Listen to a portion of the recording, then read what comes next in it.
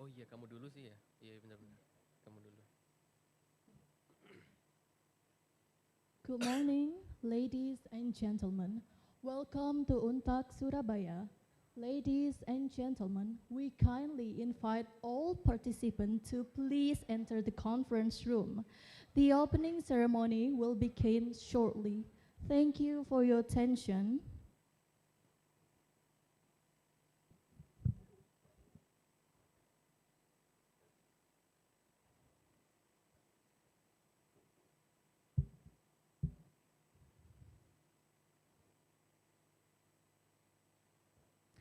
Good morning, ladies and gentlemen. Welcome to UNTAG Surabaya. Ladies and gentlemen, we kindly invite all participants to enter the conference room. The opening ceremony will begin shortly. Thank you for your attention.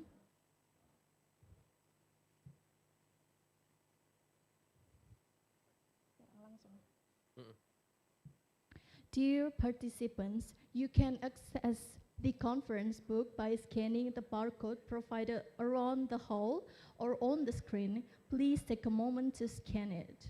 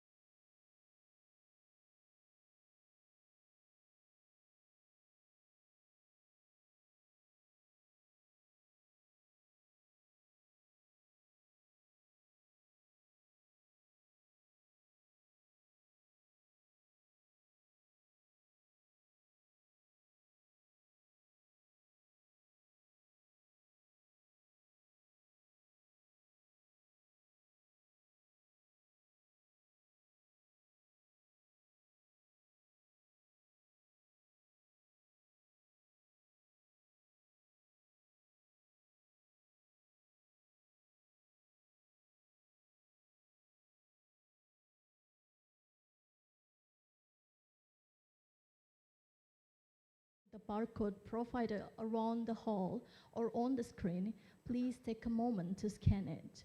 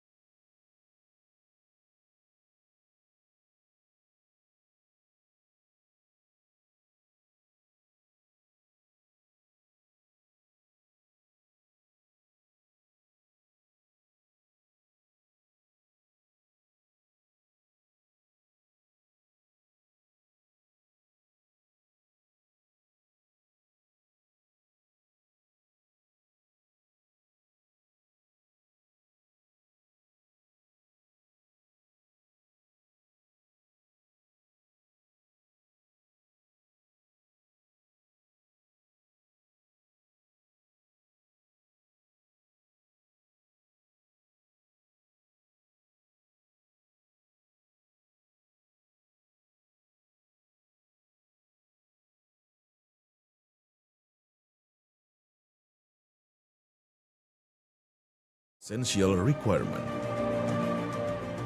The Faculty of Cultural Science, Universitas 17 Agustus 1945 Surabaya, serve as a center for nurturing a generation that is globally minded, yet firmly grounded in cultural values and national identity.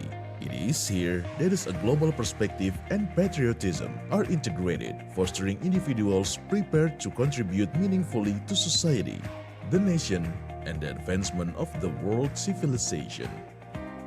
Since 1986, the Faculty of Cultural Sciences, Universitas 17 Agustus 1945 Surabaya, has grown with a vision to explore and develop knowledge in language, literature, and culture, always moving in step with the times. Today, we are proud to have two vibrant study programs, English literature and Japanese literature, each designed not only to meet global challenges, but also to instill cultural values in our students. Our mission is to prepare graduates who are more than just skilled in language. They are strong in character and open to the world. Through creative learning rooted in cultural understanding, we believe our graduates will be ready to make a difference, both in Indonesia and beyond. The English Literature Program is a true manifestation of the spirit of the Faculty of Cultural Sciences. In this program, students not only study the language, but also engage in depth studies of English literature to gain insights into cross-cultural understanding. Graduates are prepared to serve as cultural bridge in the global arena, grounded in national values and character. The curriculum of the English Literature Program is designed to produce graduates who are professional, competent, and adaptable to the evolving demands of the workforce. Graduates of this program are well prepared to pursue careers as interpreters, English language trainers, junior researchers in literature and linguistics, tourism professionals, or creative writers, professions that require strong cross-cultural communication skills and a global perspective. Meanwhile, the Japanese Literature Program instills values of discipline, perseverance, and a strong work ethic rooted in Eastern culture. Students study the Japanese language, literature, and culture in depth, while also gaining opportunities for internship and cultural activities in Japan through international collaboration. This experience enables students not only to master the language, but also to cultivate resilience, discipline, and integrity. Graduates of this program are well prepared to pursue careers as interpreters, employees in Japanese companies, or as educators of Japanese language and culture. Our vision is to become a leading faculty in the development of language, literature, and cultural studies. Globally oriented, adaptive to digital transformation, and rooted in national character and supportive of sustainable development. The Faculty of Cultural Sciences, UNTAG Surabaya, actively expand international networks, open opportunities for cross-cultural and cross-national collaboration, and prepare graduates with global competencies. Through various internationalization initiatives, the Faculty of Cultural Sciences continues to expand global collaboration, creating opportunities for academic exchange, joint research, and cross-national networks. All of these efforts are aimed at ensuring that students are not merely recipients of knowledge, but also agents of change. The numerous achievements of our students, both at national and international levels, are a testament to the quality of learning at the Faculty of Cultural Sciences. Through their academic abilities and creativity, they demonstrate that graduates of UNTAG Surabaya are capable of competing and contributing across diverse fields. This is further evidenced by the many alumni who have successfully built their careers, applying the knowledge and cultural insights gained on campus as a foundation for real-world contributions.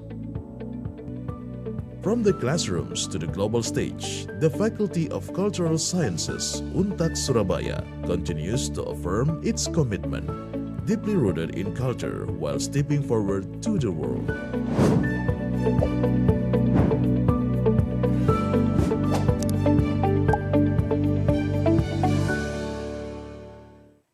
Mau browsing, AI.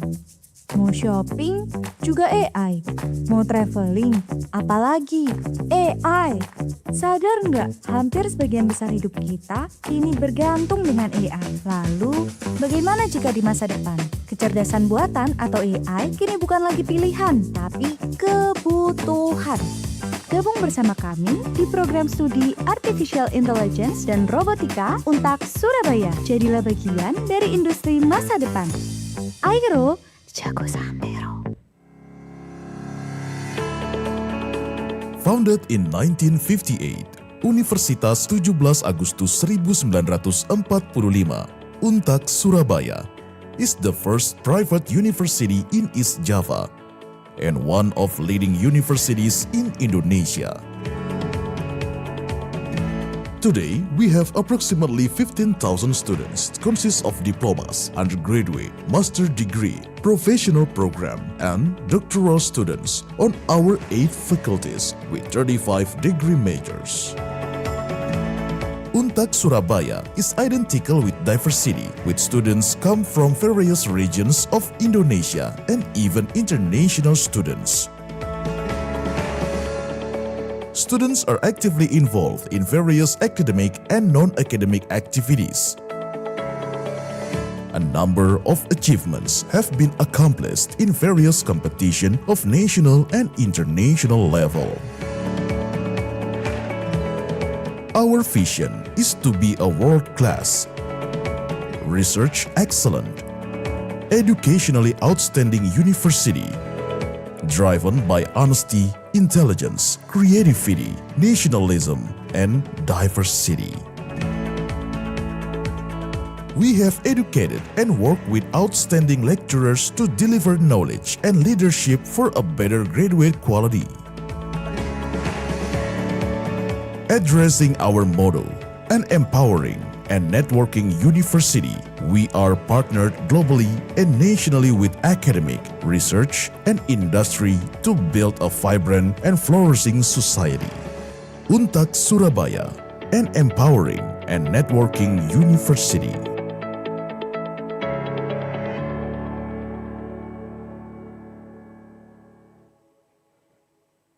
Kenalin, ini Mimi. Mimpi jadi dokternya lagi di ujung tanduk.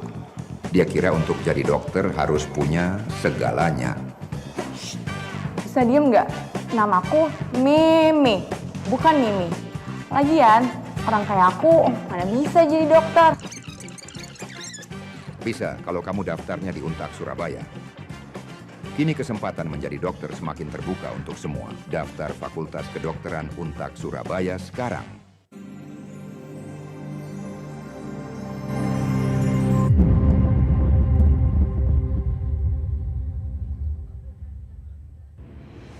Fakultas Kedokteran Untag Surabaya yang mempunyai program studi pendidikan dokter dan profesi dokter mencermati masih tingginya kebutuhan dokter di Indonesia.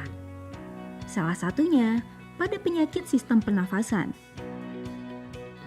Data dari Dinas Kesehatan Jawa Timur pada 2021 dan 2022, penyakit sistem pernafasan menjadi penyakit dengan prevalensi terbesar di Jawa Timur.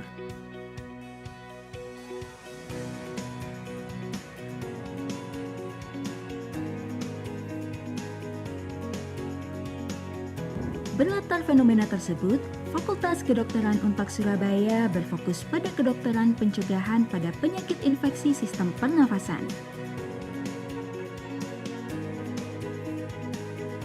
Hal tersebut dituangkan dalam visi dan misi keilmuan dari program studi pendidikan dokter di Untag Surabaya.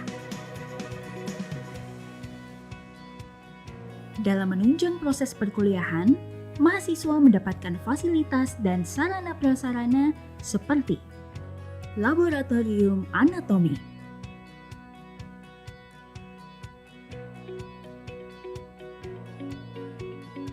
laboratorium patologi klinik,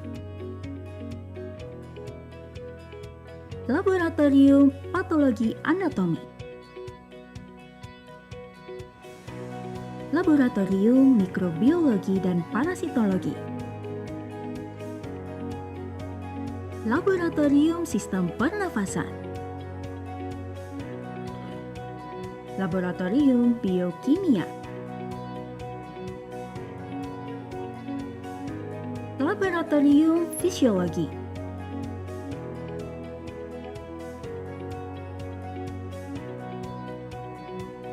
Laboratorium Farmakologi, Laboratorium Histologi dan Biologi Sel dan Molekuler, Laboratorium Keterampilan Klinik atau CSL,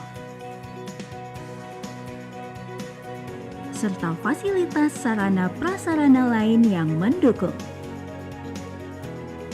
Kami Fakultas Kedokteran Untak Surabaya akan mendidik calon dokter yang kompeten sesuai SKDI atau standar kompetensi dokter Indonesia.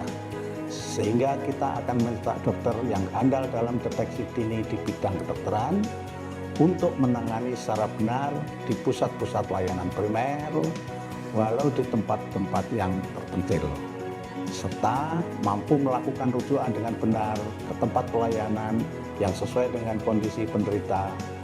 Hal tersebut sudah kita sesuaikan dengan standar WHO, yaitu 5-star dokter.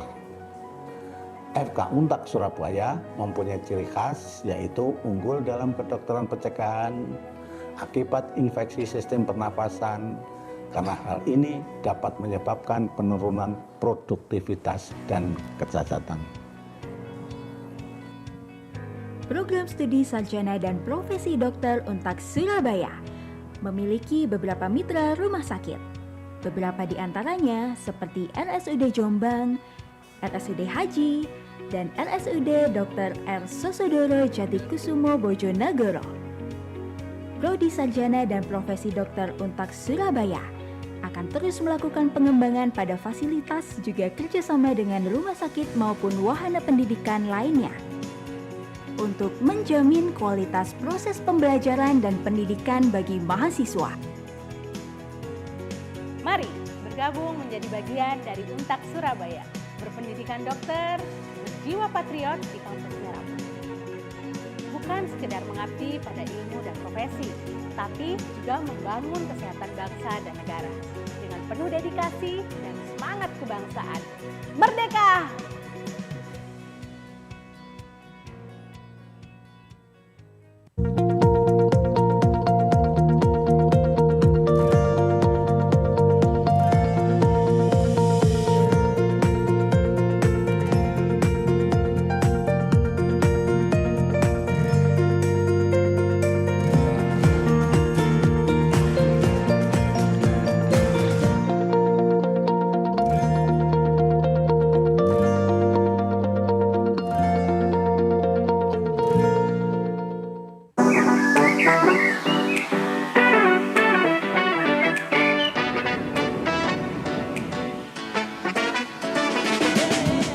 Accelerating Towards Excellence.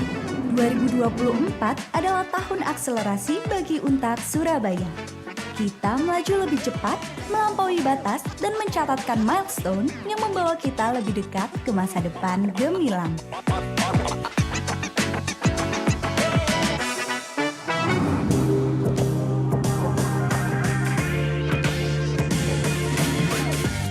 Dari ide menjadi aksi, dari mimpi menjadi inovasi.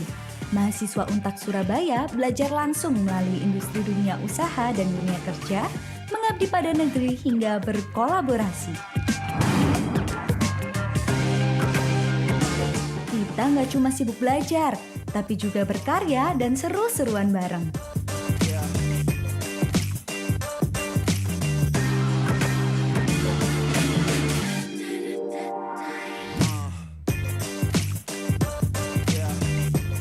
Ini semua karena lingkungan kampus yang inklusif dan empowering mahasiswa untuk terus berkembang.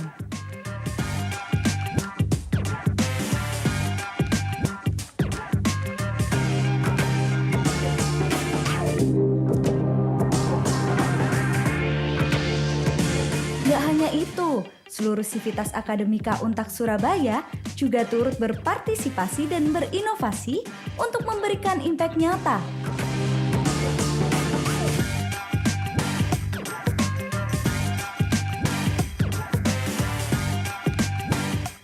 Surabaya, it's not just about education, it's about creating impact together.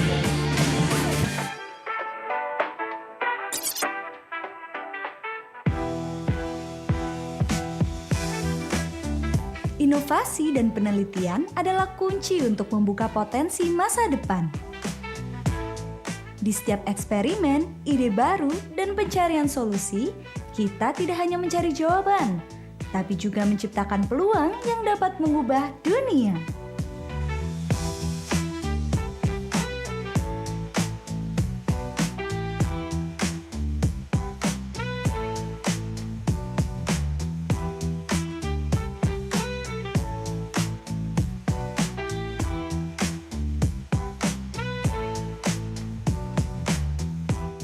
Salah satunya inovasi pesawat drone mahasiswa Untak Surabaya yang berhasil mendapatkan pendanaan hibah PKM Karya Cipta dari Kemendikbuddikti. Kerja keras dan dedikasi tentu saja nggak mengkhianati hasil. And in 2024, we nailed it.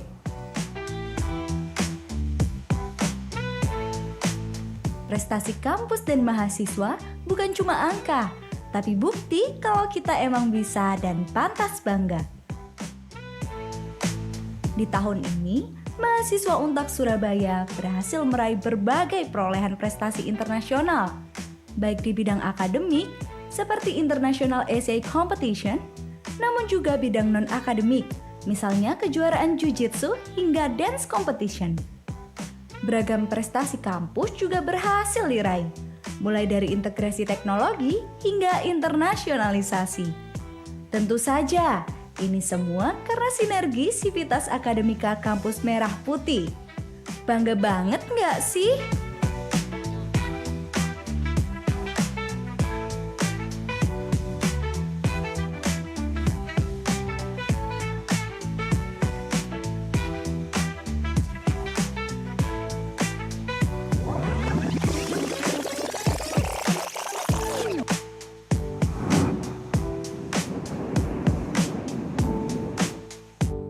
Di Untak Surabaya, kita menjembatani tradisi dengan inovasi, membawa nilai lokal ke panggung global, dan terus menciptakan ruang untuk ide-ide baru. Karena bagi kita, eksplorasi tanpa batas adalah cara untuk tumbuh dan menginspirasi.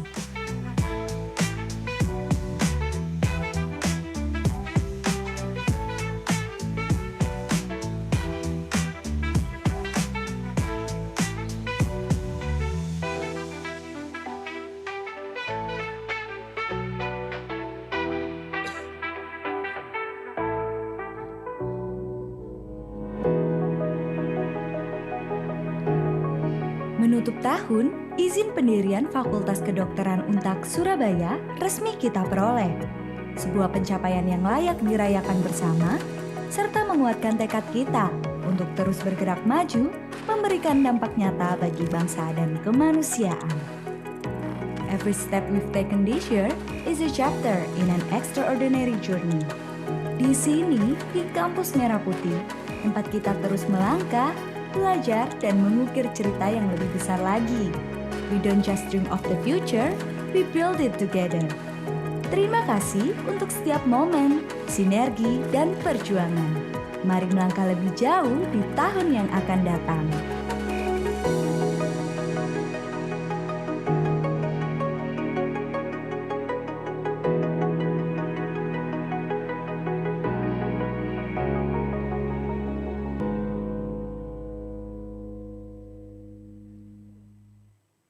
Good morning, ladies and gentlemen. Welcome to Untak Surabaya. Ladies and gentlemen, we kindly invite all participants to please enter the conference room. The opening ceremony will begin shortly. Thank you for your attention.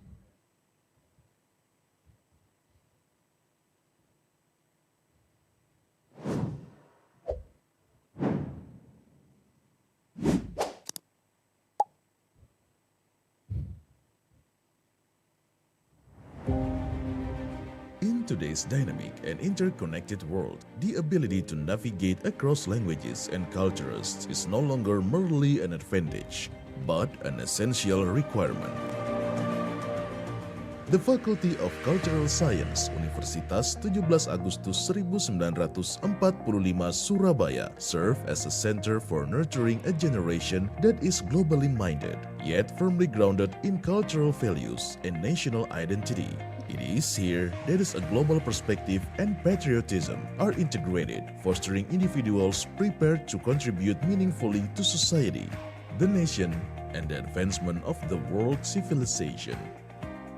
Since 1986, the Faculty of Cultural Sciences, Universitas 17 Agustus 1945 Surabaya, has grown with a vision to explore and develop knowledge in language, literature, and culture, always moving in step with the times.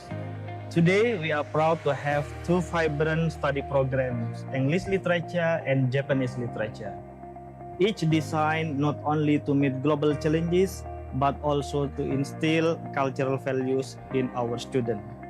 Our mission is to prepare graduates who are more than just skilled in language.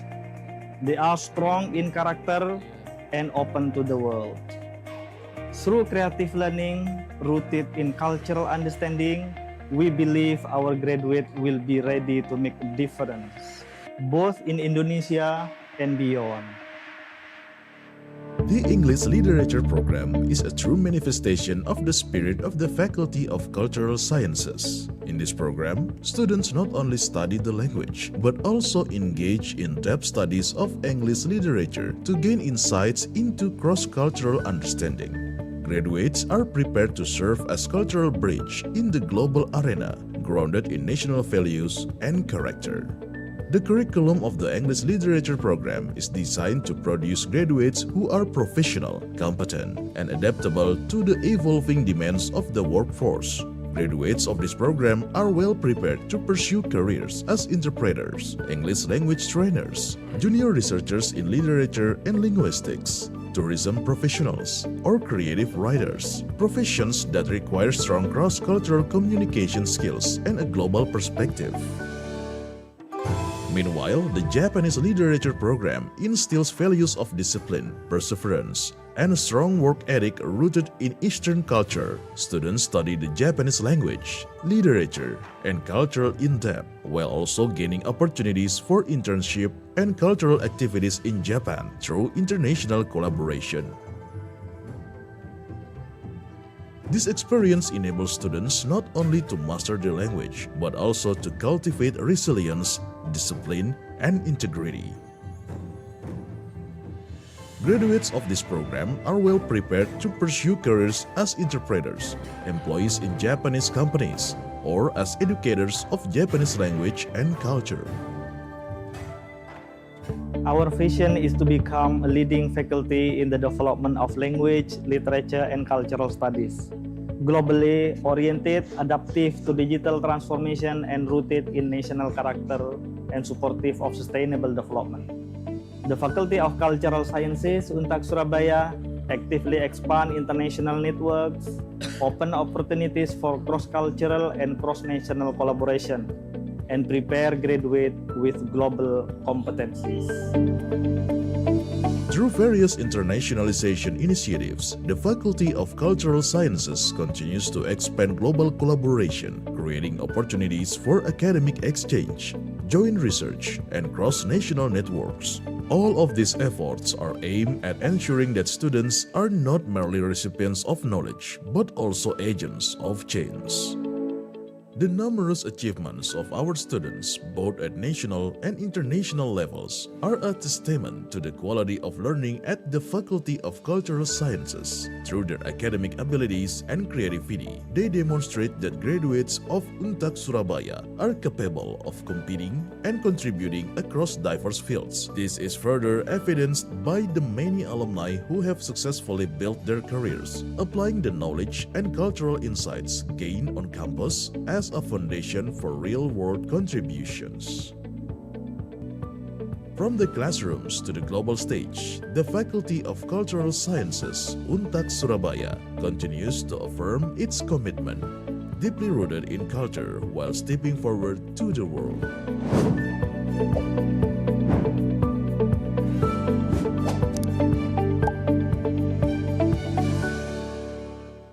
Dear participants, you can access the conference book by scanning the barcode provided around the hall or on the screen. Please take a moment to scan it.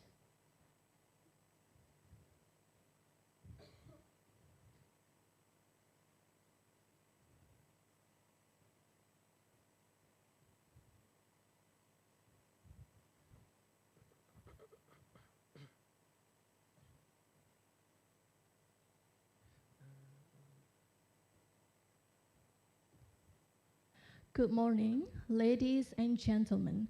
Welcome to Untag Surabaya. Ladies and gentlemen, we kindly invite all participants to please enter the conference room. The opening ceremony will begin shortly. Thank you for your attention.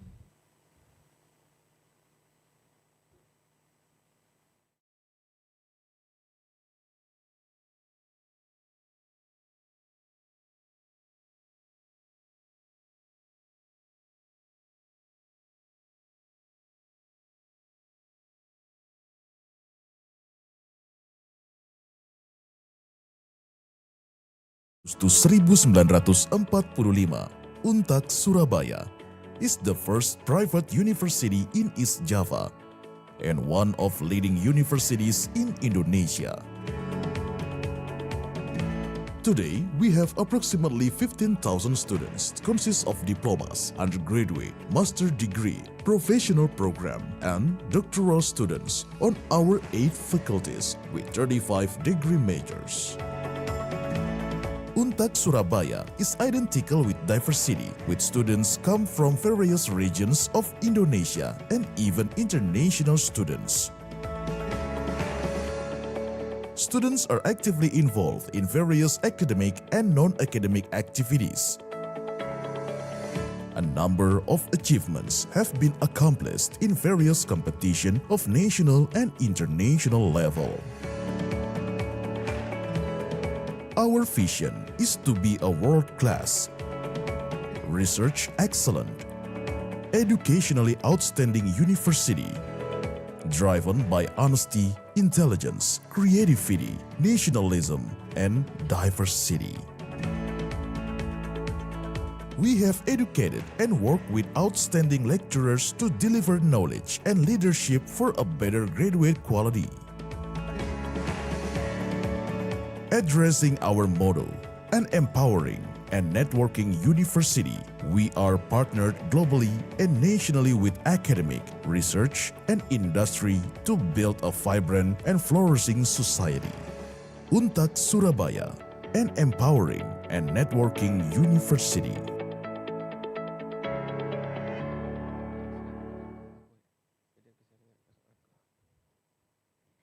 Ladies and gentlemen, before starting opening ceremony, we would like to read the safety induction of this room. This event is being held at Room Suparman Hadi Pranoto Auditorium Graha Wiyata, Universitas 17 Agustus 1945, Surabaya. This room is located on the 9th floor of the 9th-floor building, which is a non-smoking and litter-free area. This room is equipped with a fire hydrant and manual CO2 fire extinguisher with a capacity of 9 kilograms, located both inside and outside the room. Please take note of the emergency exits. There are emergency exits located on the east, west, and south sides. In case of an emergency, please proceed calmly to the exit area following the evacuation routes and assemble at the designated assembly point. The assembly point is located on the south side of this room, specifically in the north parking lot.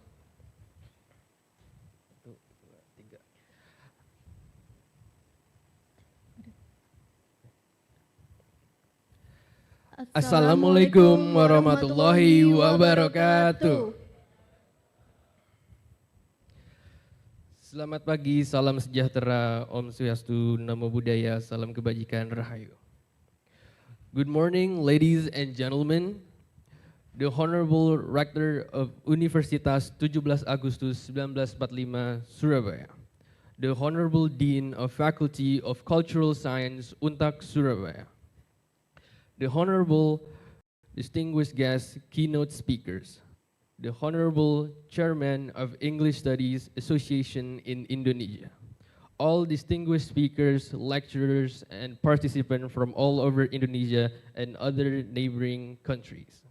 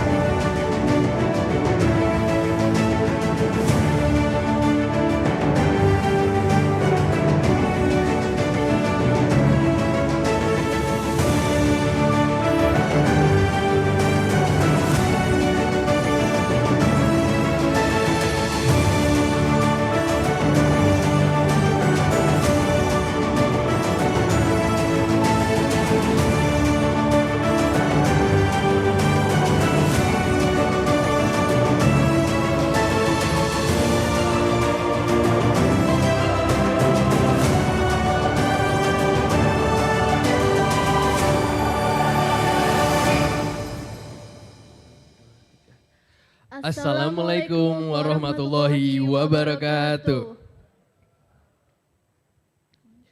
Selamat pagi, salam sejahtera, Om Swastiastu, Namo Buddhaya, salam kebajikan, Rahayu. Good morning, ladies and gentlemen. The Honorable Rector of Universitas 17 Agustus 1945 Surabaya. The Honorable Dean of Faculty of Cultural Science Untag Surabaya.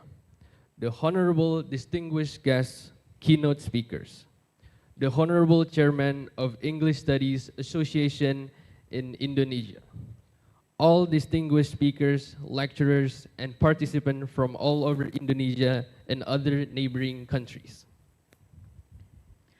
Welcome to Universitas 17 Agustus 1945 Untag Surabaya.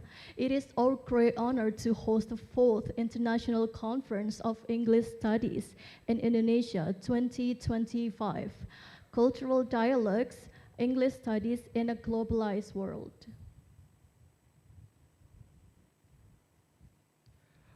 I am Muhammad Alif Yoda.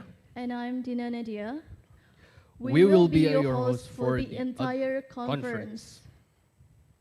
For today's event, our agenda will be dance performance, singing Indonesian national anthem, and a hymn of Untag Surabaya, welcoming remarks, first plenary session, lunch break, first parallel session, coffee break, second parallel session.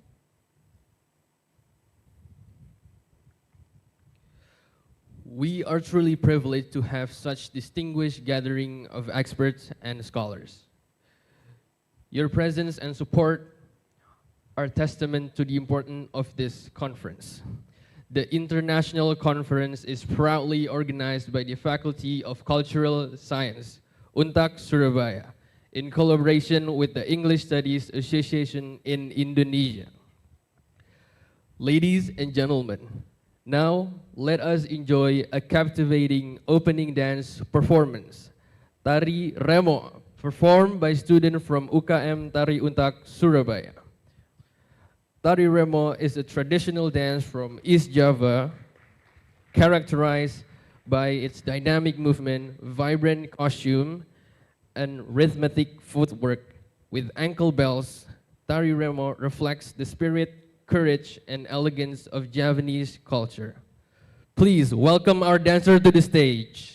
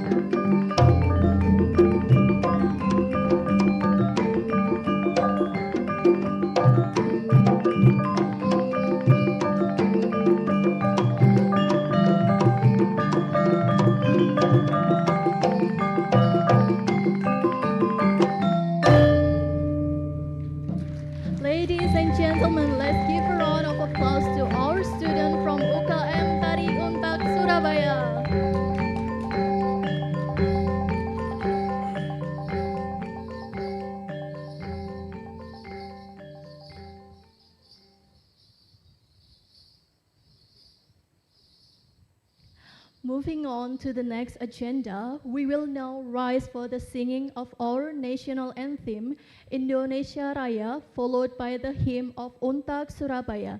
We kindly invite everyone to stand as we sing Indonesia Raya and hymn of Untag Surabaya.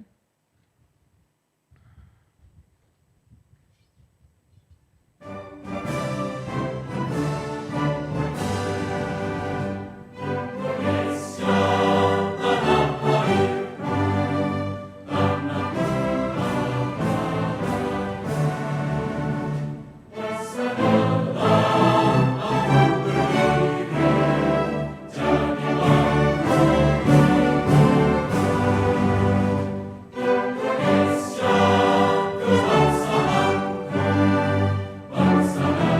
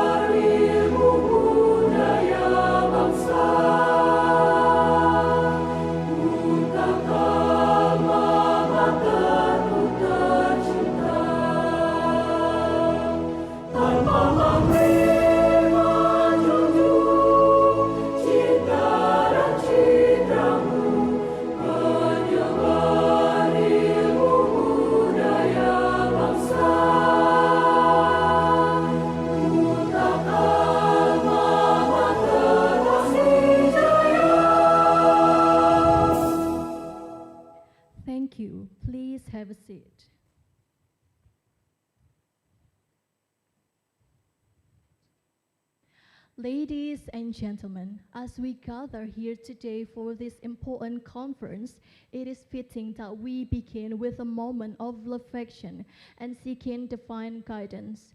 We invite you to join us in a brief prayer as we seek blessings for the success of this conference.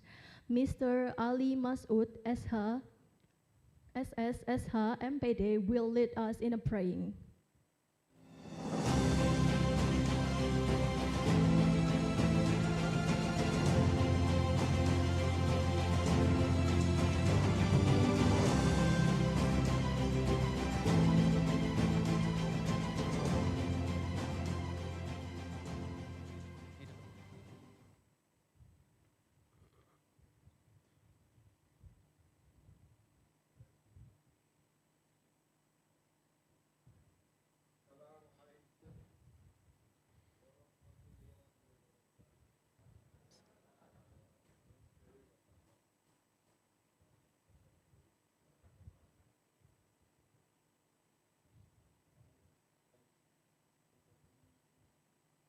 Bismillahirrahmanirrahim. Yang kami hormati Bapak Rektor Universitas 17 Agustus 1945 Surabaya, para narasumber dari dalam dan luar negeri, serta seluruh hadirin yang berbahagia. Hadirin yang berbahagia, marilah kita sejenak menundukkan kepala, menenangkan hati dan bersama-sama memanjatkan doa kehadirat Allah Subhanahu wa taala, Tuhan yang Maha Esa. Doa ini akan saya pimpin secara Islam. Bagi hadirin yang beragama lain diperkenankan menyesuaikan dengan keyakinan masing-masing. Doa. Ya Allah, Tuhan yang Maha mengetahui, Engkaulah sumber dari segala sumber ilmu dan kebijaksanaan. Pada hari ini kami berkumpul dalam semangat yang sama, semangat untuk berbagi pengetahuan, menebar manfaat, dan menampaki jalan peradaban yang lebih baik. Ya Allah, bimbingkanlah langkah kami dalam acara seminar internasional ICONESIA 2025 ini, agar segenap setiap gagasan yang lahir membawa pencerahan, setiap pertemuan menumbuhkan kebaikan, dan setiap ilmu yang dibagikan menjadi amal yang berharga. Ya Allah, jauhkanlah kami dari sikap menyesatkan dan pikiran yang sempit dan dari hati yang angkuh.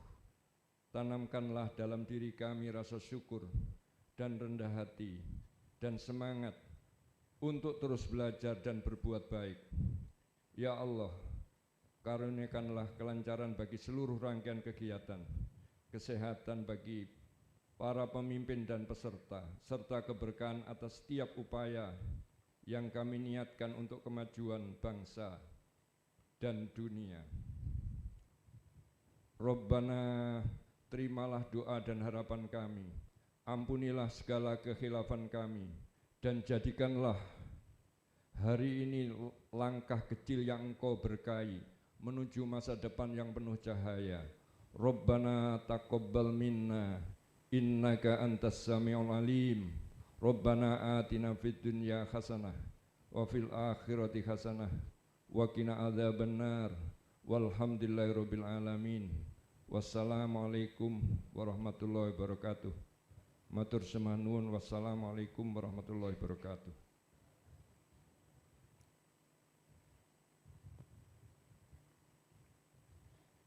Thank you very much, Mr. Ali Masud, SSSH MPD.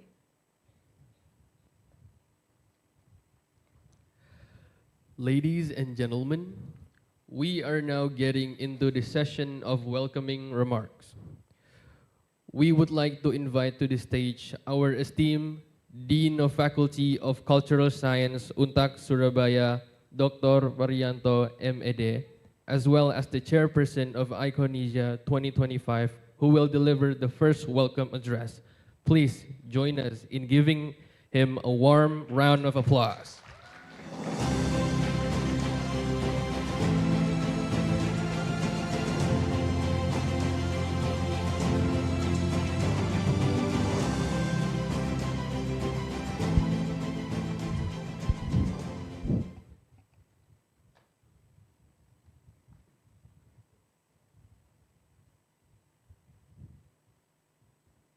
Good morning, honorable rectors and vice rectors of Untak Surabaya, distinguished guests, keynote speakers, presenters, participants, and colleagues. On behalf of the organizing committee and the Faculty of Cultural Sciences Untak Surabaya, it is my great honor and privilege to welcome you all to the 4th International Conference on English Studies in Indonesia. We are deeply honored to have with us today our esteemed keynote speakers from Australia, from the Philippines, Malaysia, Romania, and Indonesia, as well as participants joining us from various parts of the world. Your presence here reflects the global commitment to advancing knowledge and collaboration in the field of language, literature, and culture. ICONESIA is biennial conference organized by the Association of English Studies in Indonesia with more than 150 member institutions nationwide. This year, Faculty of Cultural Sciences Untak Surabaya has the privilege to serve as the host. With the theme, Cultural Dialogue, English Studies in Globalized World, this conference seeks to provide a dynamic forum for scholars, researchers, and practitioners to exchange ideas, share research findings, and engage in meaningful discussion on the challenges and opportunities in English studies in our rapidly changing world. As we gather here, both on-site and online, we are reminded to the power of dialogue, collaboration, and academic exchange. Conferences such as ICONESIA not only broaden our intellectual horizons, but also strengthen our sense of community across border and discipline. I would like to express my deepest appreciation to the keynote speakers, presenters, and participants who have contributed their time, knowledge, and energy to make this conference a success. My sincere gratitude also goes to the organizing committee, reviewers, sponsors, and volunteers for their hard work and dedication in bringing ICONESIA 2025 to life. Ladies and gentlemen, I invite you to make the most of this opportunity, explore a new perspective, build connection, and be inspired by the wealth of ideas that will be shared throughout the session. With that, I officially declare the 4th International Conference in English Studies Indonesia open. Welcome, and I wish you all a fruitful and enriching conference. Thank you. Thank you, Dr. Barrianto, for the inspiring welcome address. Next, we will hear from the President of SA, Dr. Adi Sutrisno, MA, who will share his insight on the importance of this conference. Let us welcome him to the stage.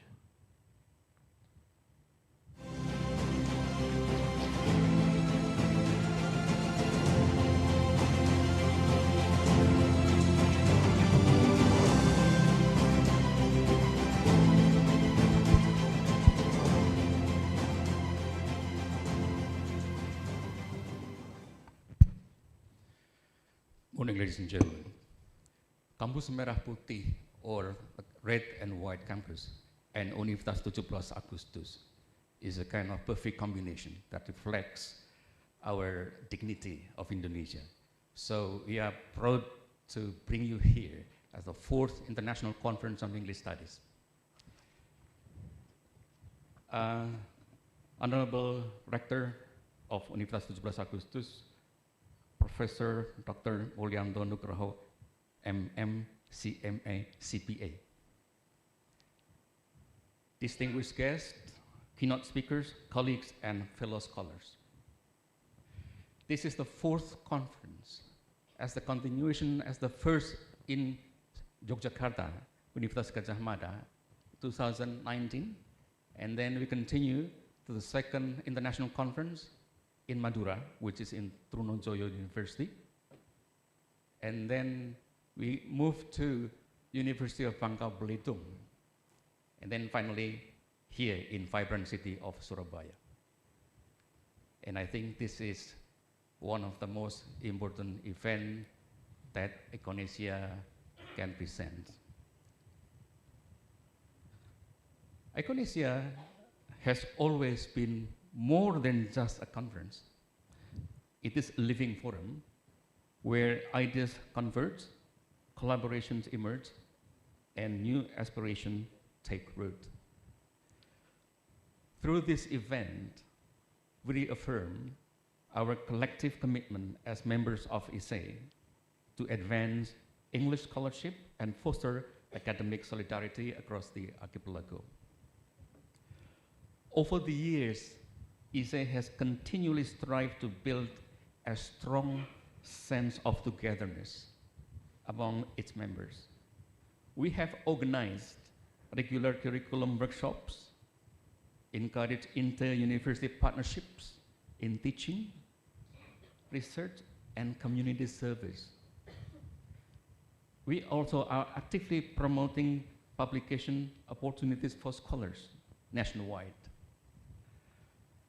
Our association has also extended its collaboration beyond academia, including partnership with the Ministry of Tourism and other institutions to strengthen the social impact of our community engagement initiatives. This year, in conjunction with ICONESIA, the fourth, ISE proudly launches a new program, a mentoring platform for early career lecturers who aspire to pursue further studies, both domestically and abroad.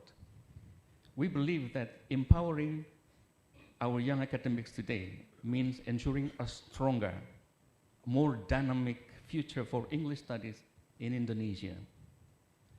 Dear colleagues, ICONESIA the fourth is a celebration of scholarship, creativity, and collaboration.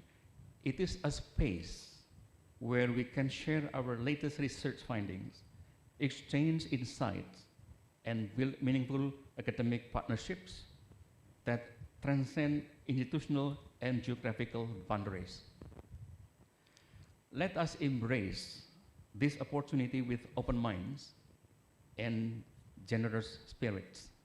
Together, let us continue to make ISE not merely an association, but a community of purpose, a network of solidarity, and hope for all who believe in the transformative power of education, language, and culture. On behalf of ISE, I extend my deepest appreciation to the organizing committee of Universitas 17 Surabaya for hosting this conference with such dedication and vision. May ICONESIA the fourth inspire us all to reach new heights of academic excellence and collegial harmony. Thank you, and have a truly inspiring conference. Thank you, Dr. Adi Sutrisno, for the insightful remarks. Now, we will have the Rector of UNTAG Surabaya to deliver the speech to Professor Dr. Mulyanto Nugroho, MM, CMA, CPA. The floor is yours.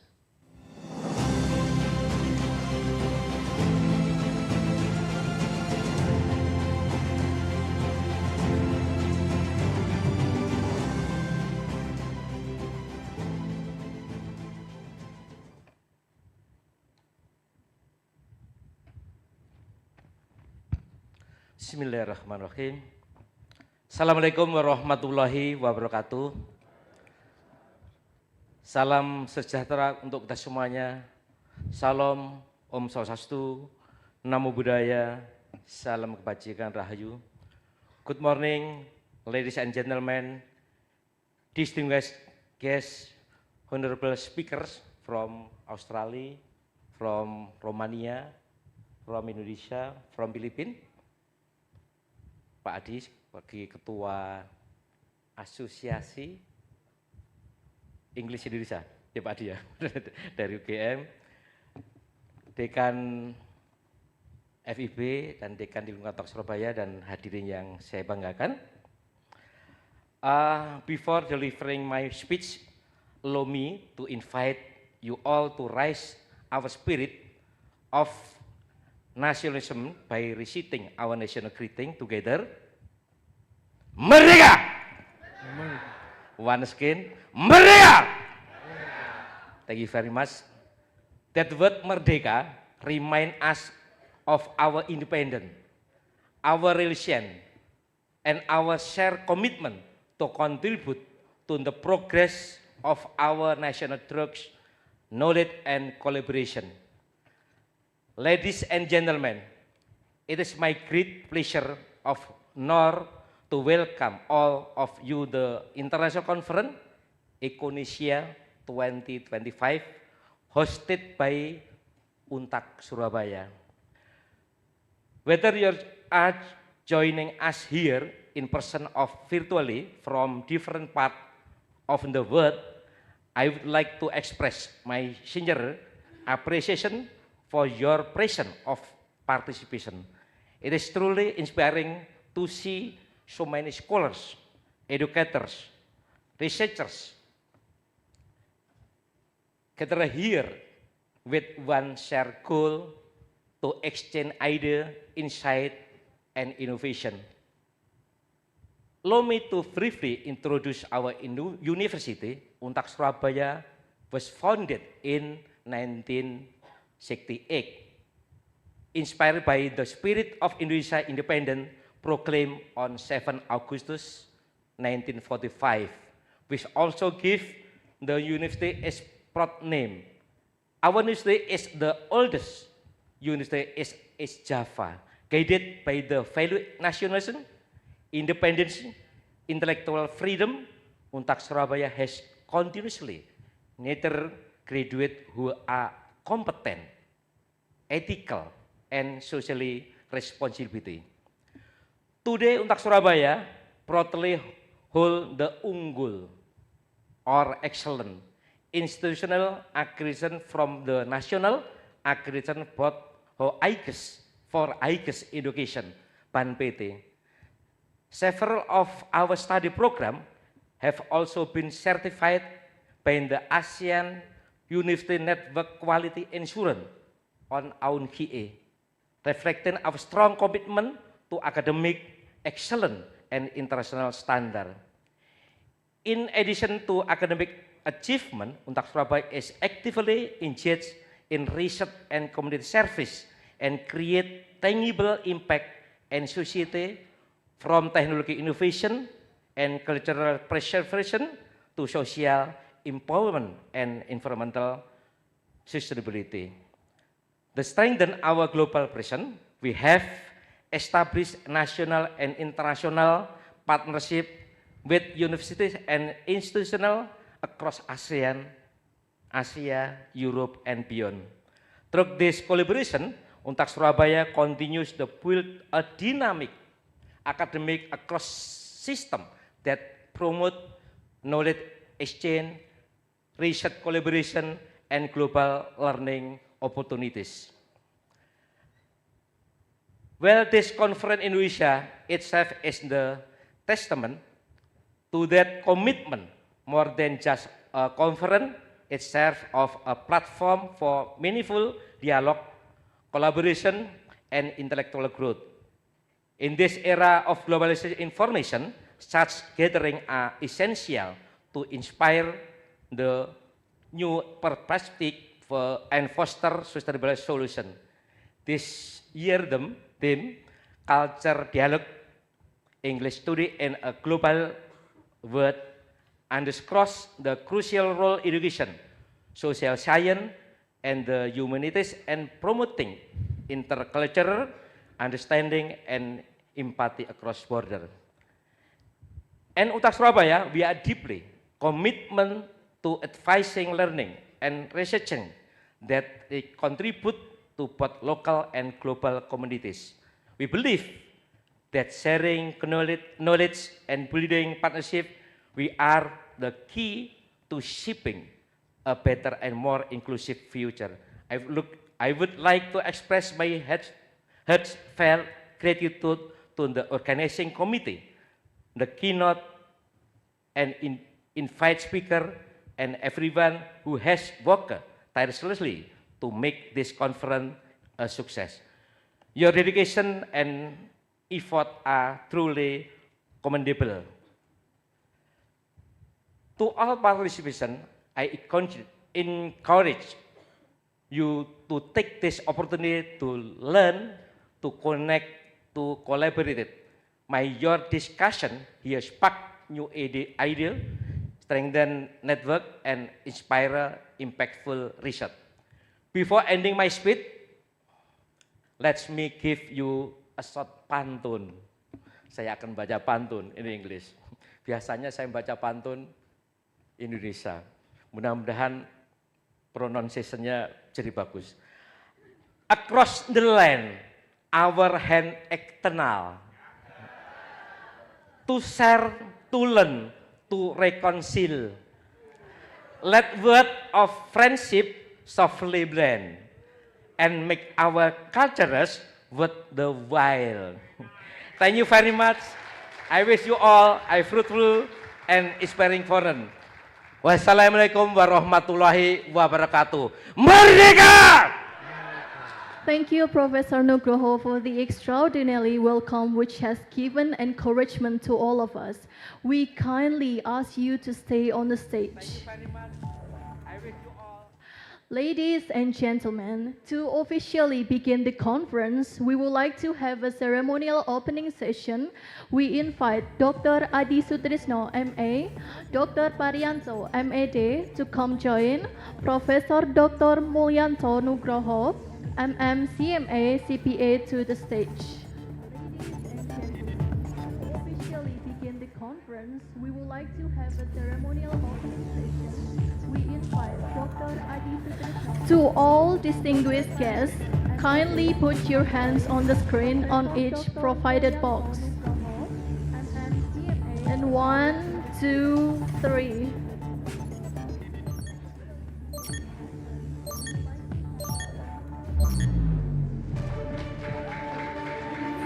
To all, with this ceremonial session, let International Conference ICONESIA 2025 has officially started. Let's give a big round of applause.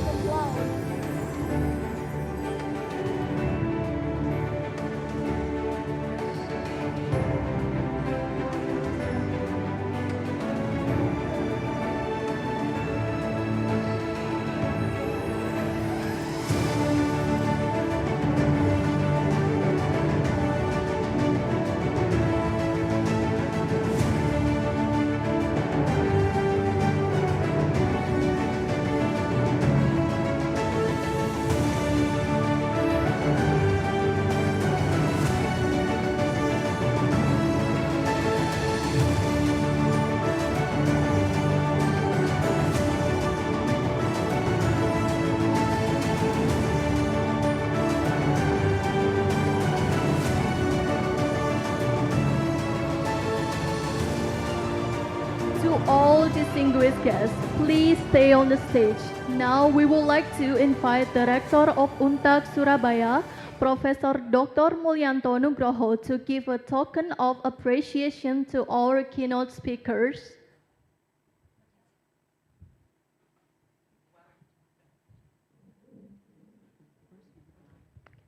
First, we would like to invite the Rector of UNTAG Surabaya, Professor Dr. Mulyanto Nugroho, to give the token of appreciation to our first keynote speakers. To Professor Dr. Jesse Perot from National University, Manila, Philippines, please come to the stage.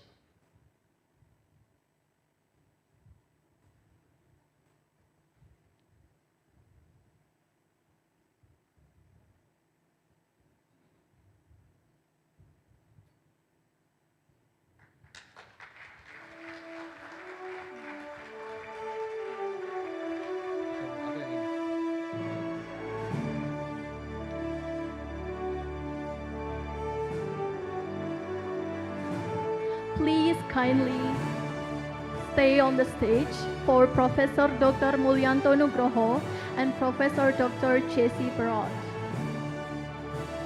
Next, we would like to invite the President of the SA, Dr. Adi Sutrisno, MI, to give the token of appreciation to our second keynote speaker, to Professor Ian Buchanan from University of Wollongong, Australia. Please come to the stage.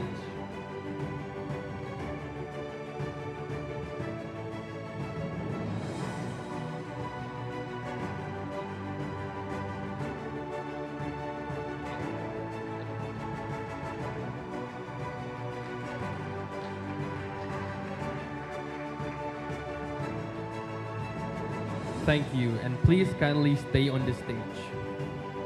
Now, we would like to invite Chairperson of ICONESIA 2025, Dr. Barrianto M.Ed., to give the token of appreciation to our third keynote speaker, to Professor Dr. Aikatot Artawa from Universitas Udayana. Please come to the stage.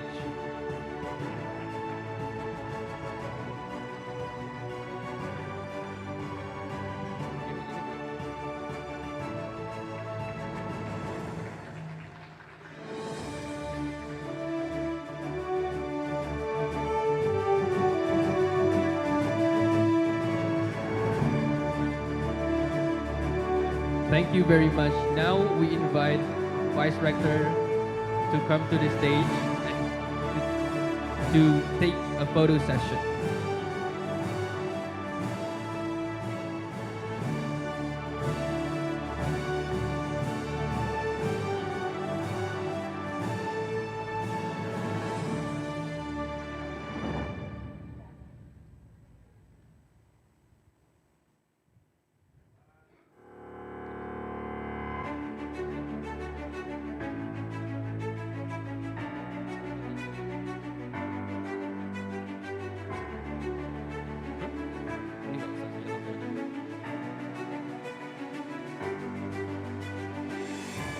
Once again, please give a round of applause.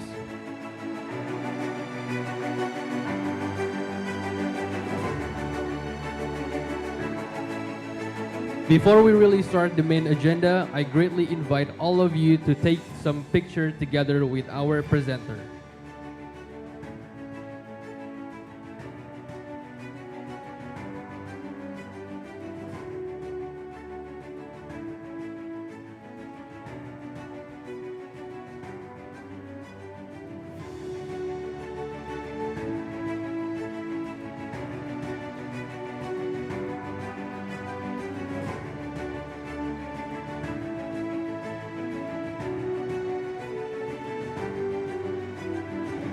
Participants, please stand up to take a picture together with this momentous occasion moment.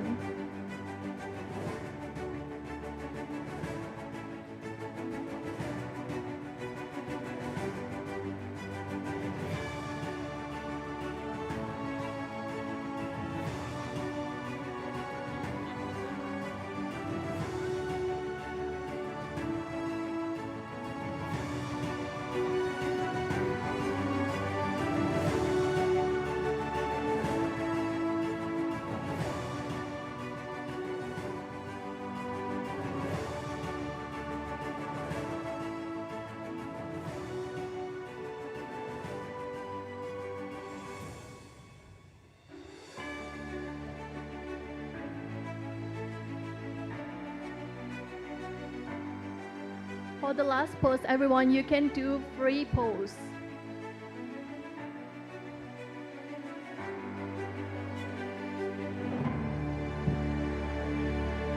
Okay, thank you very much. You may have a seat now.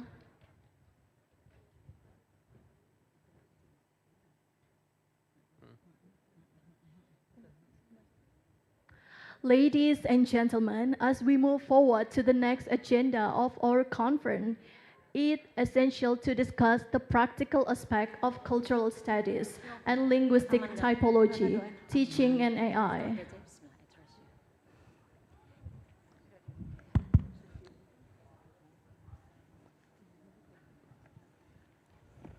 We would like to express our deepest gratitude to the Rector and Vice Rector for the presence and support in today's event.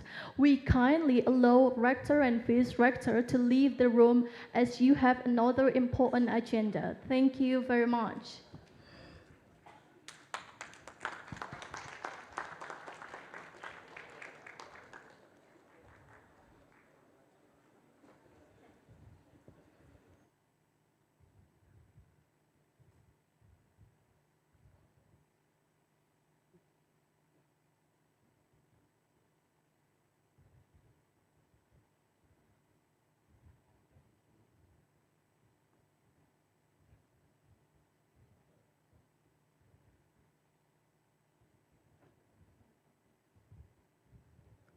Without further ado, we would like to invite the moderator of this session to the stage. To Ms. Adelina Grace, the floor is yours. Let's give a round of applause, guys. I don't know.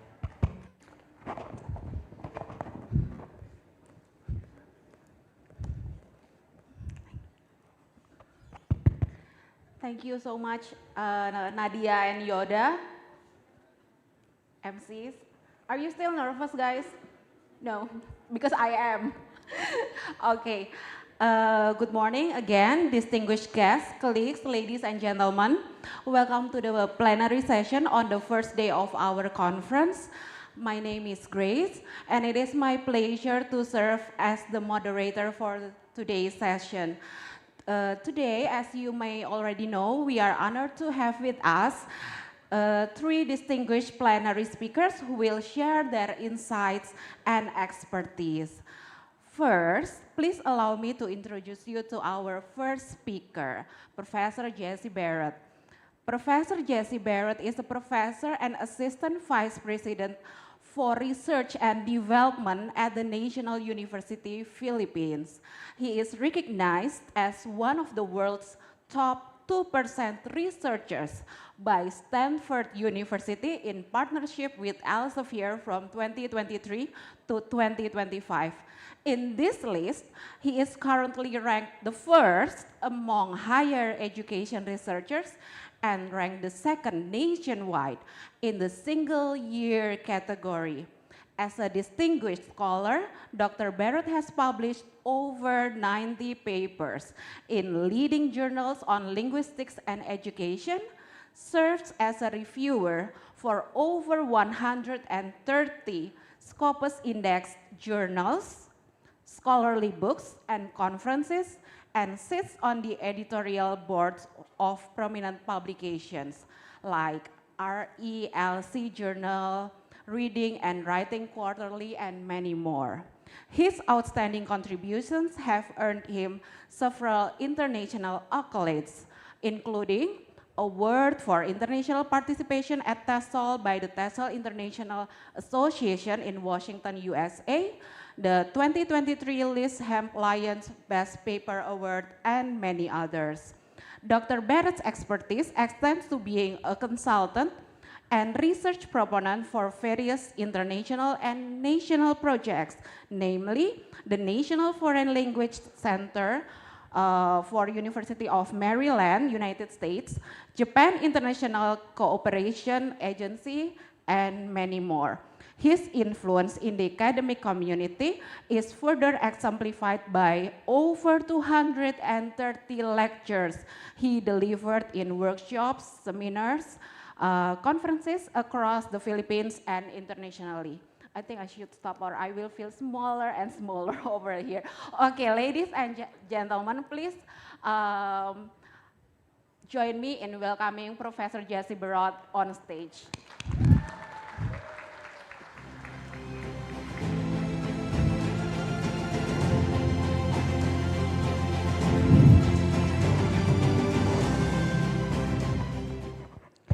Okay, today Professor Jesse Barot will deliver a presentation entitled Genre-Specific Complexity in AI-Generated Essays, a comparative analysis of argumentative and narrative writing. Am I right, Professor? Okay, the floor is yours. You may stand up or sit down or walk. Yeah, okay, sure.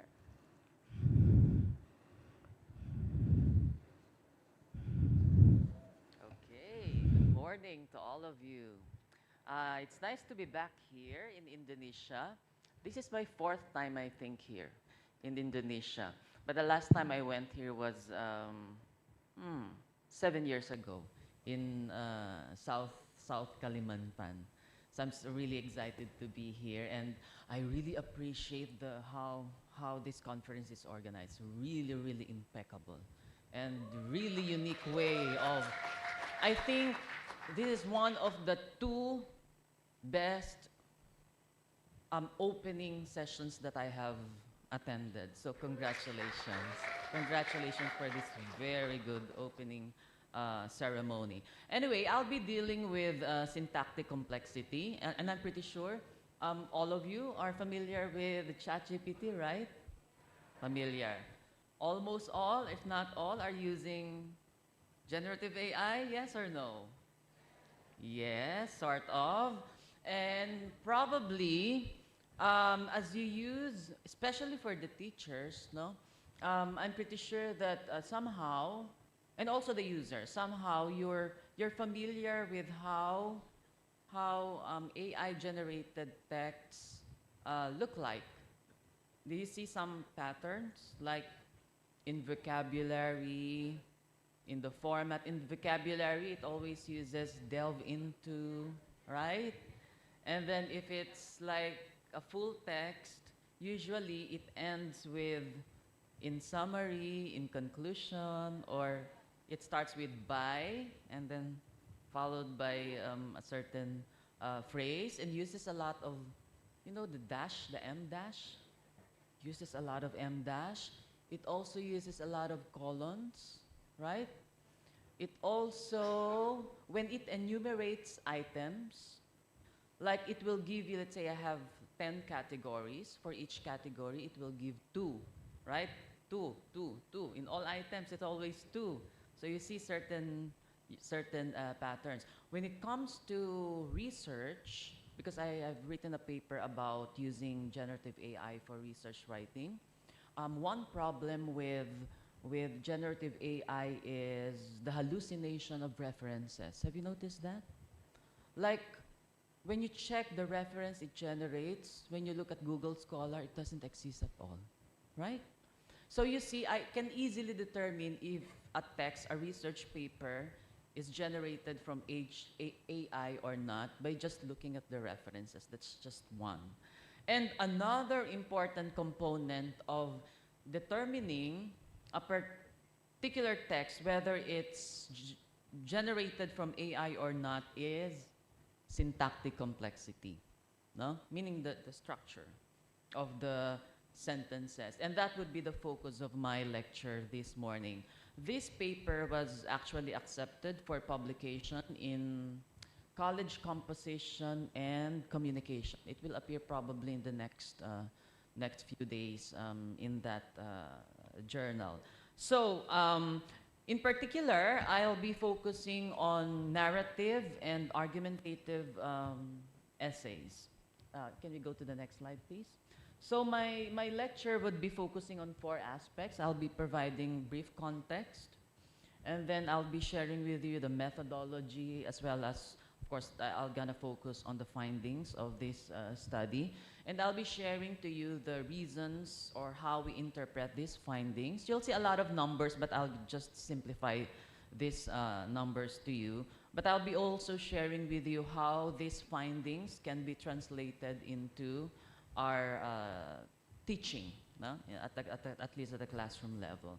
Let me start with the context and problem, but I think I need to define first what syntactic complexity is. Let's go to the next slide, please. Okay.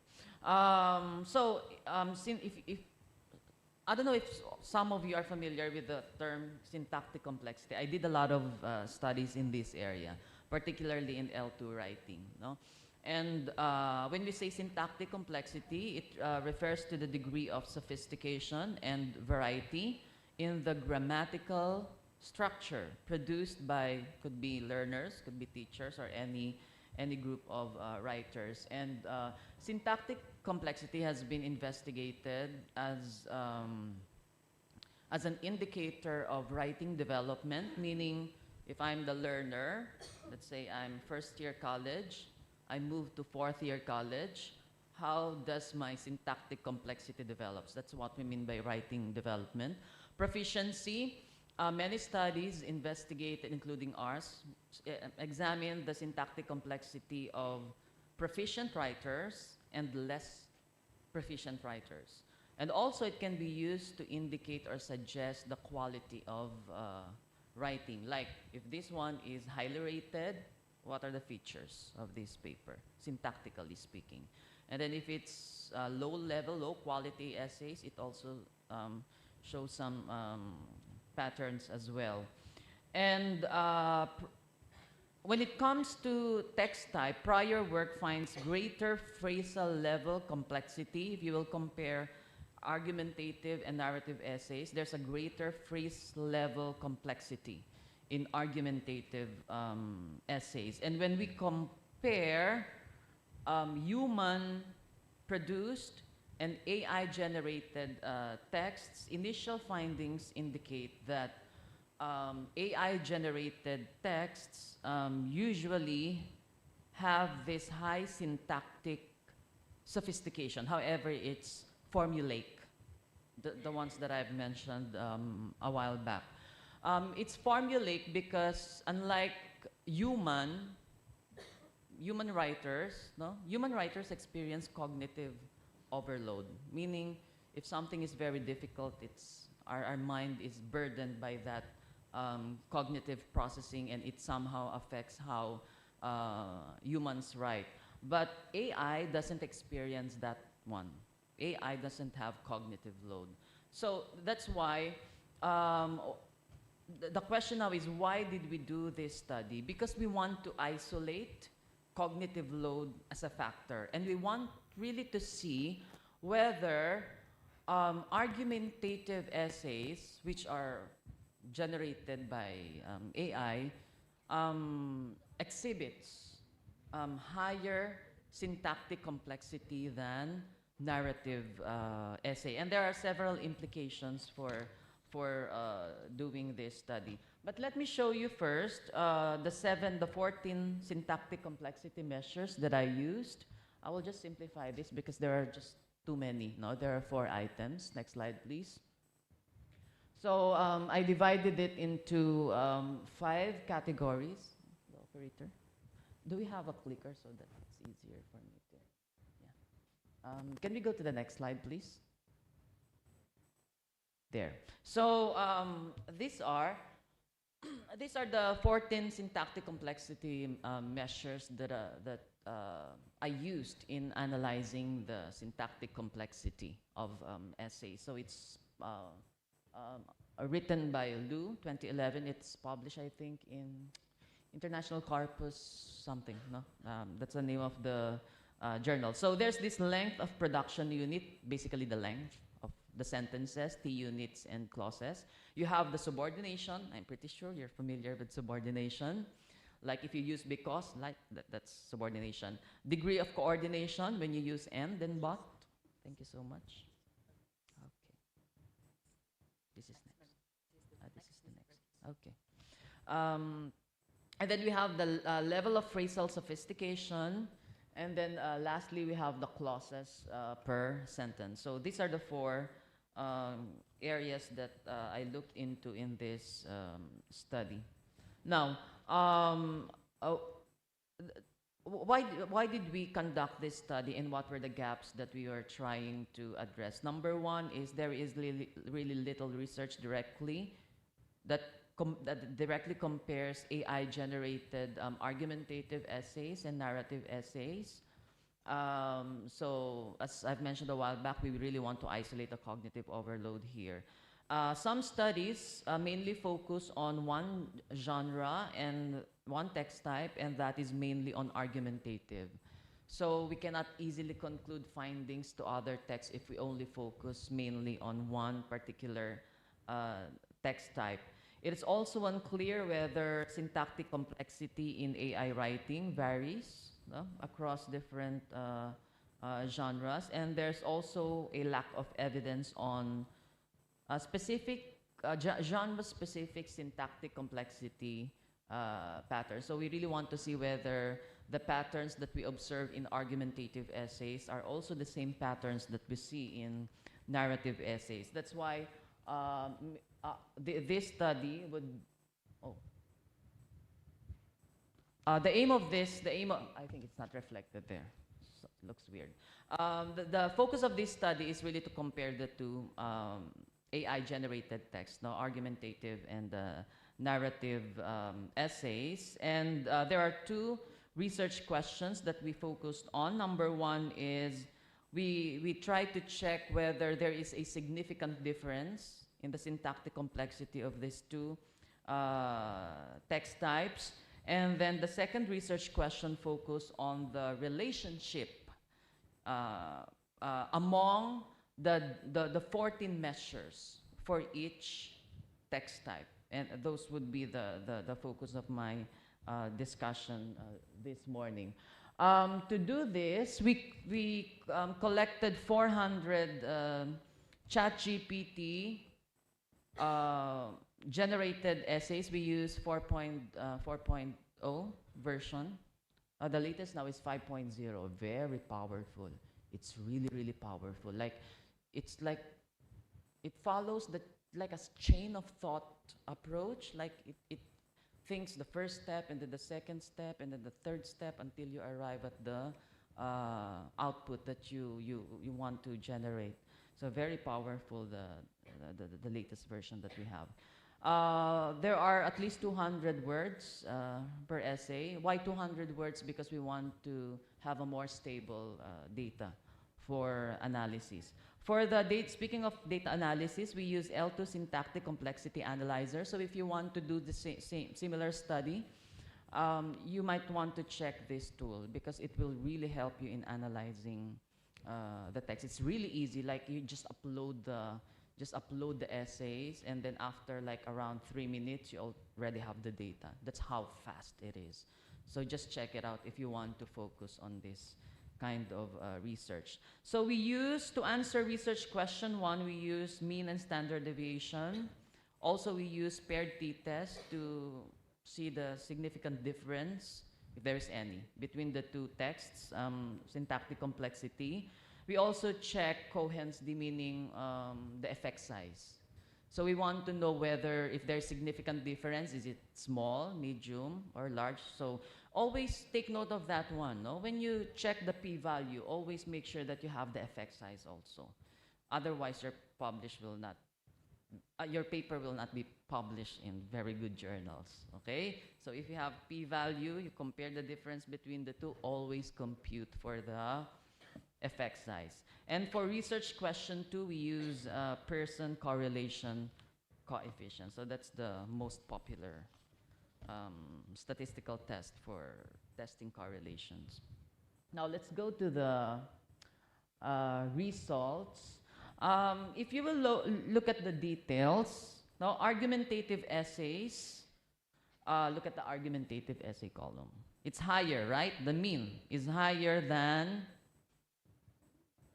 the narrative length of production units. So MLS, MLT, this is sentence, T units, and clauses. Meaning argumentative essays consistently show significantly longer production units compared to narrative essays. And, it's characterized by more extended sentences. But let me give you an overview first of the results of all of this information.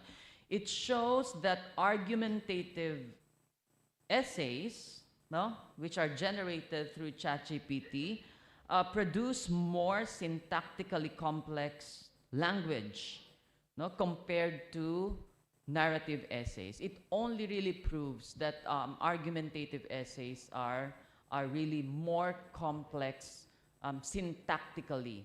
But it doesn't talk about quality, okay? So you just take note of that one. It doesn't mean that when something, a text, is syntactically complex, it means that it's better. It's not like that. Okay, just like the findings that we have now, it's influenced by genre.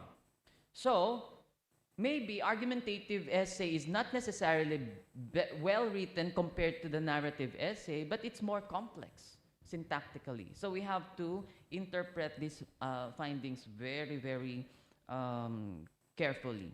Okay? Now, going back to the results for this one, in short, argumentative essays have longer sentences, have longer T units, unit of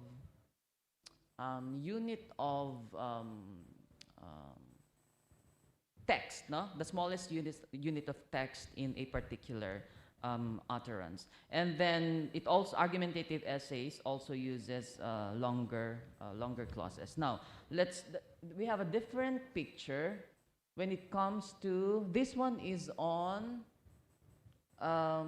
subordination, no? When we look at subordination, most 3 out of 4, there's no significant difference. Meaning, whether it's argumentative or narrative essays, they have the same level of subordination. The only difference is in complex T units. You see the second item, it's higher in argumentative essay than in narrative essay. But overall, almost the same, no? When it comes to subordination.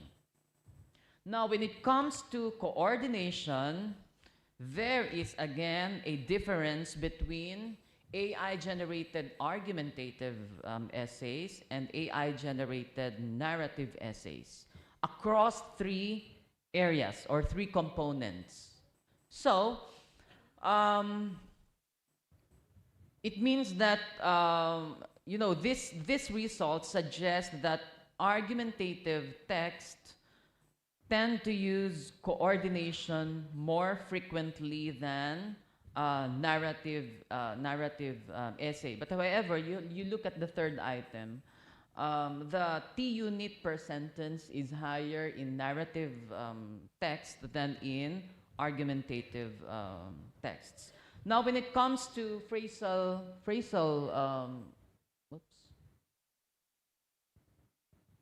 when it comes to phrasal coordination, by the way, studies show that better essays use higher or more complex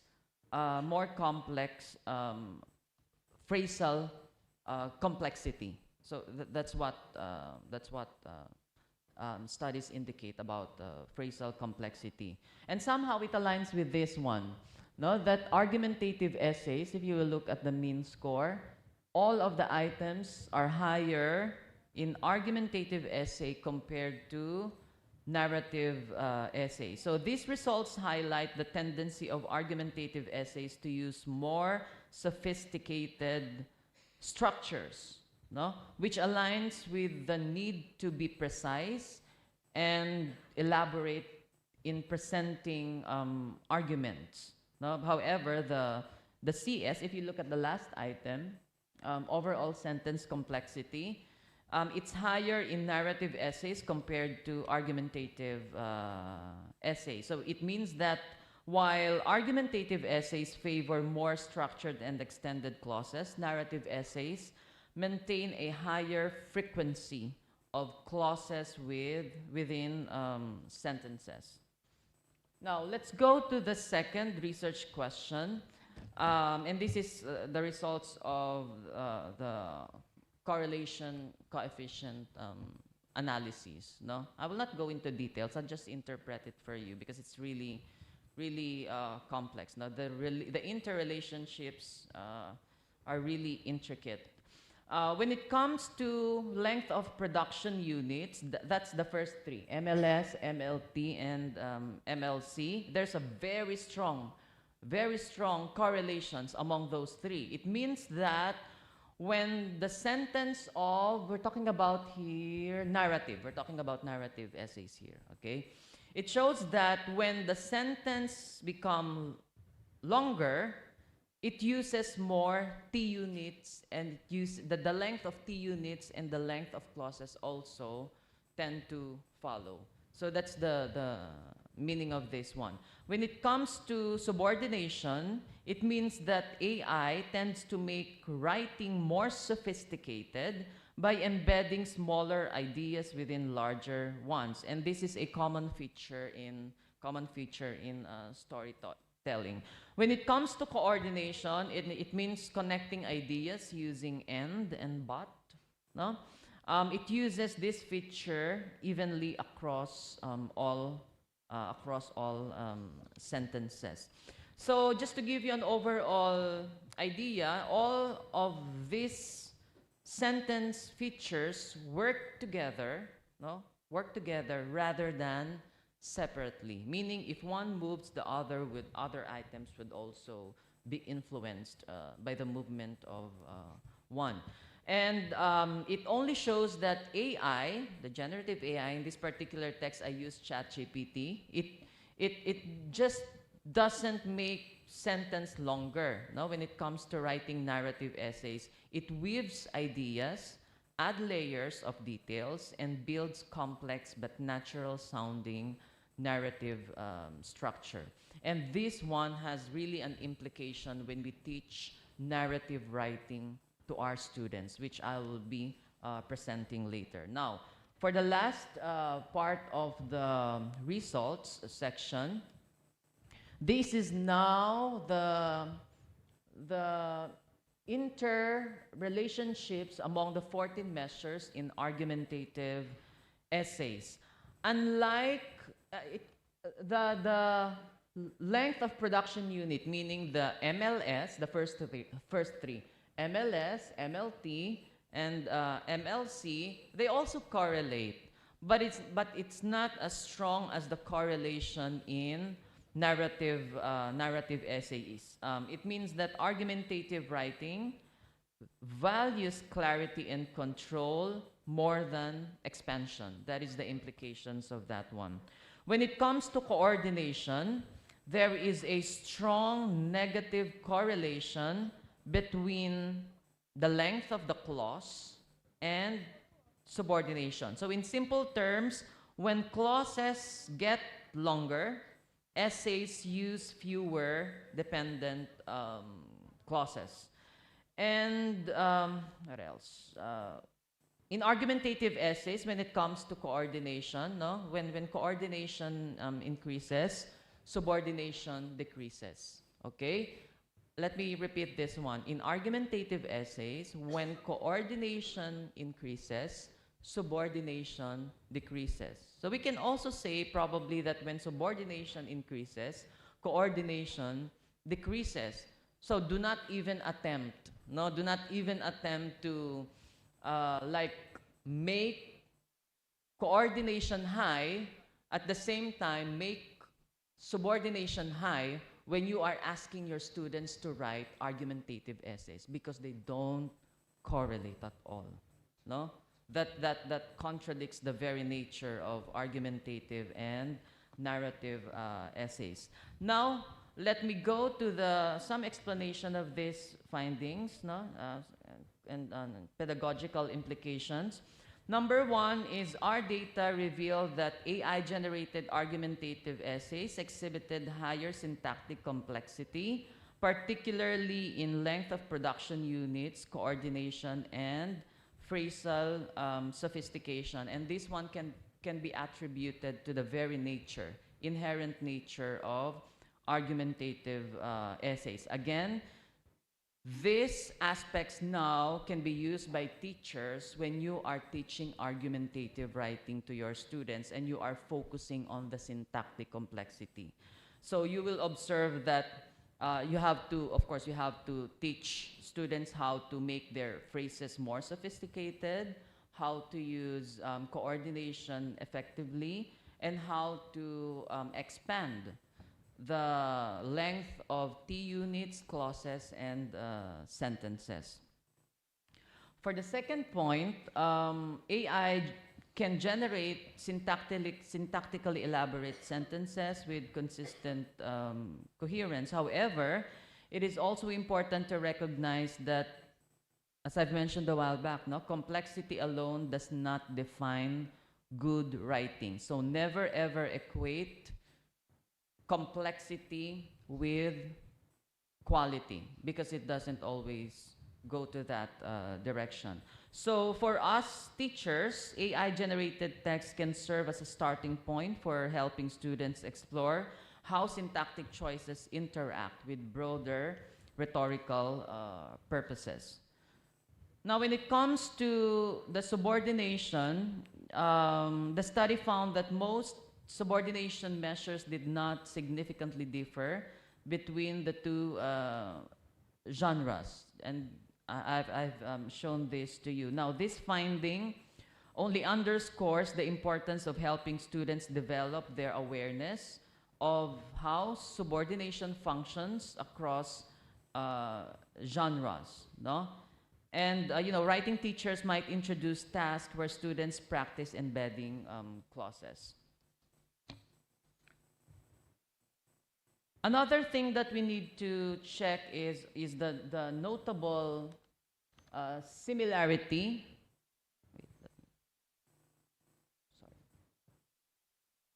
The notable similarity between both genres when it comes to the strong positive correlation among subordination measures. This uniformity suggests that syntactic features such as coordination and subordination operate consistently in AI-generated texts regardless of genre. So writing teachers now can leverage this finding to teach both argumentative and narrative writing, benefit from mastering clause embedding and coordination. And lastly, in narrative essays, length measures, which are MLS, MLT, MLC, showed consistently strong positive correlations, no, among themselves. In argumentative essays, weaker correlations among length measures suggest the more intentional use of extended structures compared to narrative essays. Now, for us teachers, we could use this insight to help students recognize that while narratives naturally evolve into longer, more descriptive sentences, argumentative texts require more controlled and deliberate syntactic expansion. If in case you would want to do research, no, on this area, these are the things that you can probably check on. Number one is, because these are the limitations of our paper, the analysis focused solely on AI-generated text. So if you want to do some studies in the future, you can also compare the performance or the syntactic complexity of AI-generated text, both argumentative and narrative, with human-produced argumentative and narrative text. We have written a paper comparing the syntactic complexity of two, but we only focused on argumentative essays. But so far, I haven't read any paper that covered multiple genres, like argumentative, narrative, and expository essays. So if you want, that's a very good, I think, research that you can work on.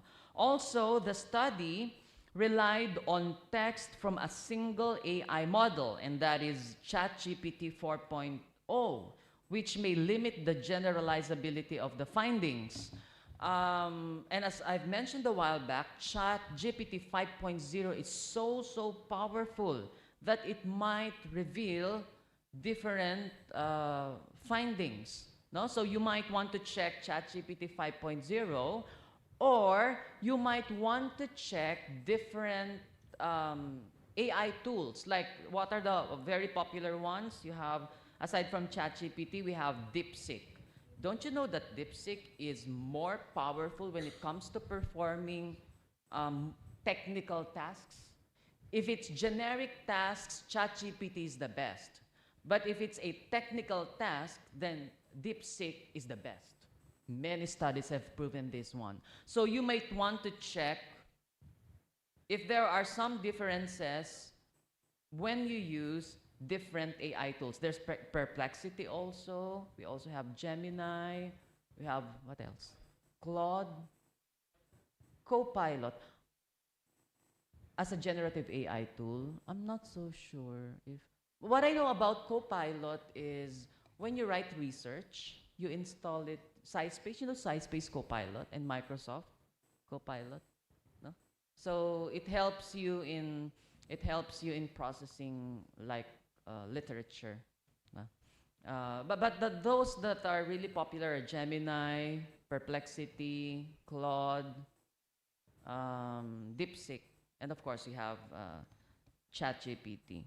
While quantitative measures, this one is quantitative, no? Provided a structured analysis, integrating qualitative insights would also be very, very helpful, no? So these are just numbers, and it's always better, you know, as a researcher, I always believe that when you combine the power of qualitative data with the power of quantitative data, your results become more insightful. So if in case you want to do research in this area, you might want to combine it with qualitative data. And lastly, I'm sure you're familiar with prompting, because here, the prompting approach that we used is zero-shot approach. There are 3 types of prompting: zero-shot approach, few shots approach, and chain of thought approach. Of all the 3, in this study we use zero shot, but of all the 3 prompting approaches, the best and the most powerful is the chain of thought approach. So when you, let's say, have a follow-up study on this one, perhaps you can use chain of thought approach in generating essays, and let's see if it reveals the same findings, no? So, you know, addressing these limitations of our study would definitely enhance future research and would provide richer insights into the syntactic characteristics of AI-generated text. So, just to end, I want to share with you these thoughts on AI. Now, that AI, it's true, no? AI writes without fatigue. And do you agree with that one? It doesn't get tired. But wait, I just remember, because I did some research on, don't you know that AI can be used for scoring essays? Have you tried that one? Who tried that here? It can rate essays. You just upload the rubric, let generative AI analyze the rubric, and then give instructions on how the essays can be scored, and it will give you scores. And in our findings, at least in the 3 papers that we have produced, it varies. The results vary, no? AI is, since we're talking about analyzing essays, AI is very good at scoring grammar, language, vocabulary, format, mechanics, surface level features of essays. But they are not really good and not reliable when it comes to checking the depth, argumentation, organization of ideas, creativity in essays. So what does it imply? What does this imply? You combine. Let AI tools check the surface level aspects and let the teachers check the higher level aspects of writing, so that you have a more reliable way of evaluating or scoring the essays. And I think these are the same mechanisms that the tool uses when it generates the syntax or syntactic features of this argumentative and narrative essays. But somehow, we're talking about fatigue, it gets tired in scoring essays. Like, if you uploaded 30 essays, the 31st essay, not reliable anymore. So the strategy is one thread per essay, okay? One thread per essay. And probably when you do this study also, try to, because when we generated essay, we just use one thread. And you know that in ChatGPT, the first few responses would influence the succeeding ones, right? Have you experienced that? So the best approach when you do the same study in the future is one thread, one essay. Okay, one thread, one essay, and then you check if it reveals the same findings. No. So as I've mentioned a while back, AI writes without fear of error, yet without awareness. We humans, on the other hand, write with uncertainty, revision, and intent. And it is in that struggle, no, in our choices, our pauses, our syntax, that true complexity lives. And so let us not only study AI-generated writing, let us use it as a mirror that helps us see our own linguistic humanity more clearly. With that, thank you so much for listening.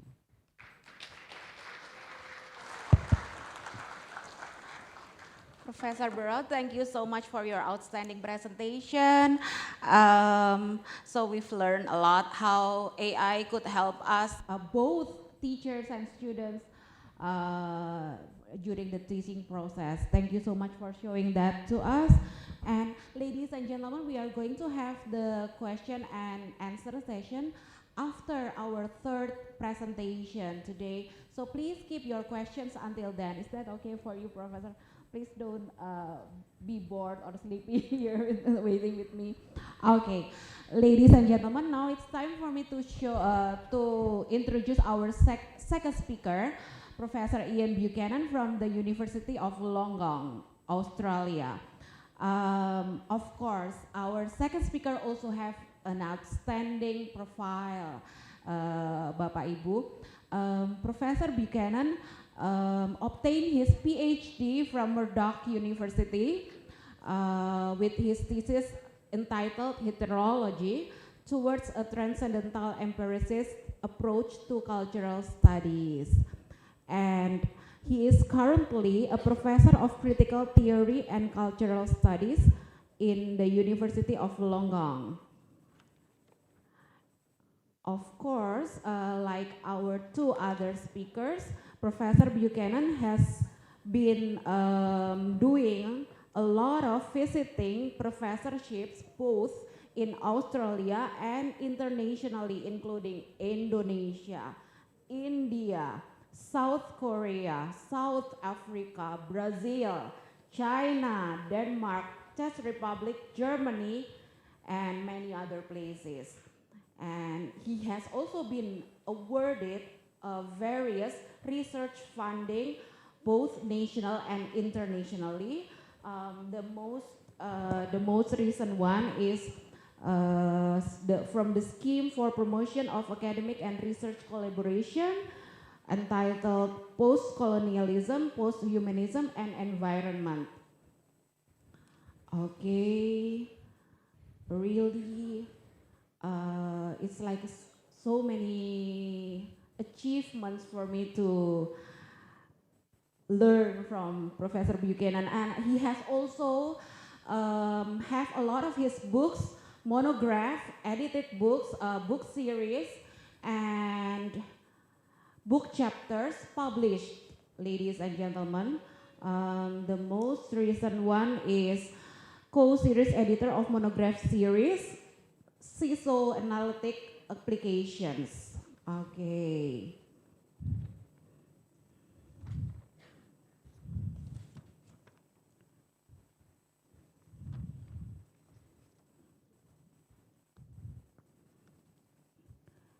And the most recent professional development workshops delivered before just last year is in Universitas Islam Negeri Syarif Hidayatullah, Jakarta, Indonesia. It seems that you've been to Indonesia a lot of times, Professor. And of course, Professor Buchanan has been awarded with a lot of awards and scholarships, and the most recent one is in 2024, entitled UOW Postgraduate Supervision Award nominee. And ladies and gentlemen, if you would like to know or learn more about Professor Buchanan, it's very easy because he is in a lot of medias, including he has his own YouTube channel at Ian Buchanan 3199. This channel experiments with the loose and gutteries work for the purpose of developing new methods for social and cultural research. Okay. Without further ado, please, ladies and gentlemen, allow me to welcome Professor Buchanan to the stage.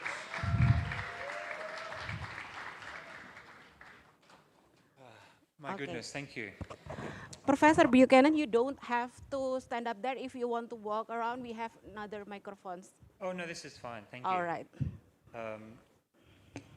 Thank you, everyone, and thank you for that amazing introduction. I feel that I have wasted most of my life doing too much work. Thank you for the kind invitation to be here, and thank you all for attending. It has been indeed, as the previous speaker said, an incredible conference opening. I feel that in Australia we need to lift our game. So this, the theme of the conference is cultural dialogues, and I guess what I want to talk about is one of the ways in which dialogue can be understood, which is to think about the importance of contradiction. And I guess the short version of what I want to say is that contradiction as a strong form of political engagement and political argument is beginning to disappear, and that we do not engage in it in the same way. So I want to begin with a quote from a fantastic book by Frederick Jameson called The Political Unconscious, which if you have not read it, I highly recommend that you place it on your, no doubt, very long reading list. And he says, "No working model of the functioning of language, the nature of communication history. So the political use of language is highly selective. Our job as intellectuals and scholars is to construct models of language and of language learning that are capable of registering these aspects of language, its history, its politics, but especially its selectivity. As Jameson says, no society has ever been so mystified by language as ours." In his essay on, so this, what I'm going to be talking about now is kind of an abbreviated version of the last chapter of a book that I have coming out in the next couple of weeks called Assemblage Theory and Affect. So if you find this interesting, then you'll be able to get that book. In his essay Postscript on Control Societies, Deleuze wrote the following, which in hindsight appears to have predicted our current moment of what we might call Trumpism. "Marketing," they say, "is now the instrument of social control, and it produces the arrogant breed who are our masters." And they go on to say, and this point is especially important, "We ought to establish the basic socio-technological principles of control mechanisms as their age dawns." And this has always struck me as being a task that is in equal parts urgent and necessary. Now, if contemporary politics can only be understood in terms of affect, as Brian Masumi has argued, that is because it is affect that feeds on the contradictions of society. And it can do this because affect, unlike reason, does not experience contradictions as disabling. Indeed, it doesn't really experience them as contradictions at all. So the point I want to make here is, if you think about a contradiction, right? When somebody you know is good, or rather somebody you know who is not good, but presents themselves as good, and you do not resolve that contradiction by deciding, well, in fact, I don't think they are good, but you are prepared to accept them as maybe good and bad at the same time. I don't know if you know this, but after Mao Zedong was finally ousted as leader in China, the next leaders who came through declared that Mao Zedong was 70% good and 30% bad. And that was the official kind of rendering of his achievements, and there was no more discussion. But it's an extraordinary idea that to take away the contradiction of his reign and simply say, partly good, partly bad, that's the end of the conversation. So what I'm saying is that that's a problem. And insofar as we evaluate our political leaders and allow them to be a little bit good, a little bit bad, but we don't make any kind of judgment on it, then we have disabled contradiction as a political force. So there is, I think, no better example of the need for a model of political analysis sensitive to the workings of affect than the political campaigns and presidencies of Donald Trump, which have been marked by so many contradictions, it's hard to know how to untangle them all, much less where to begin. Now, this should not be mistaken for partisan, an uncritical partisanship of the other people. I certainly don't think Kamala Harris offered anything better than what Trump was offering.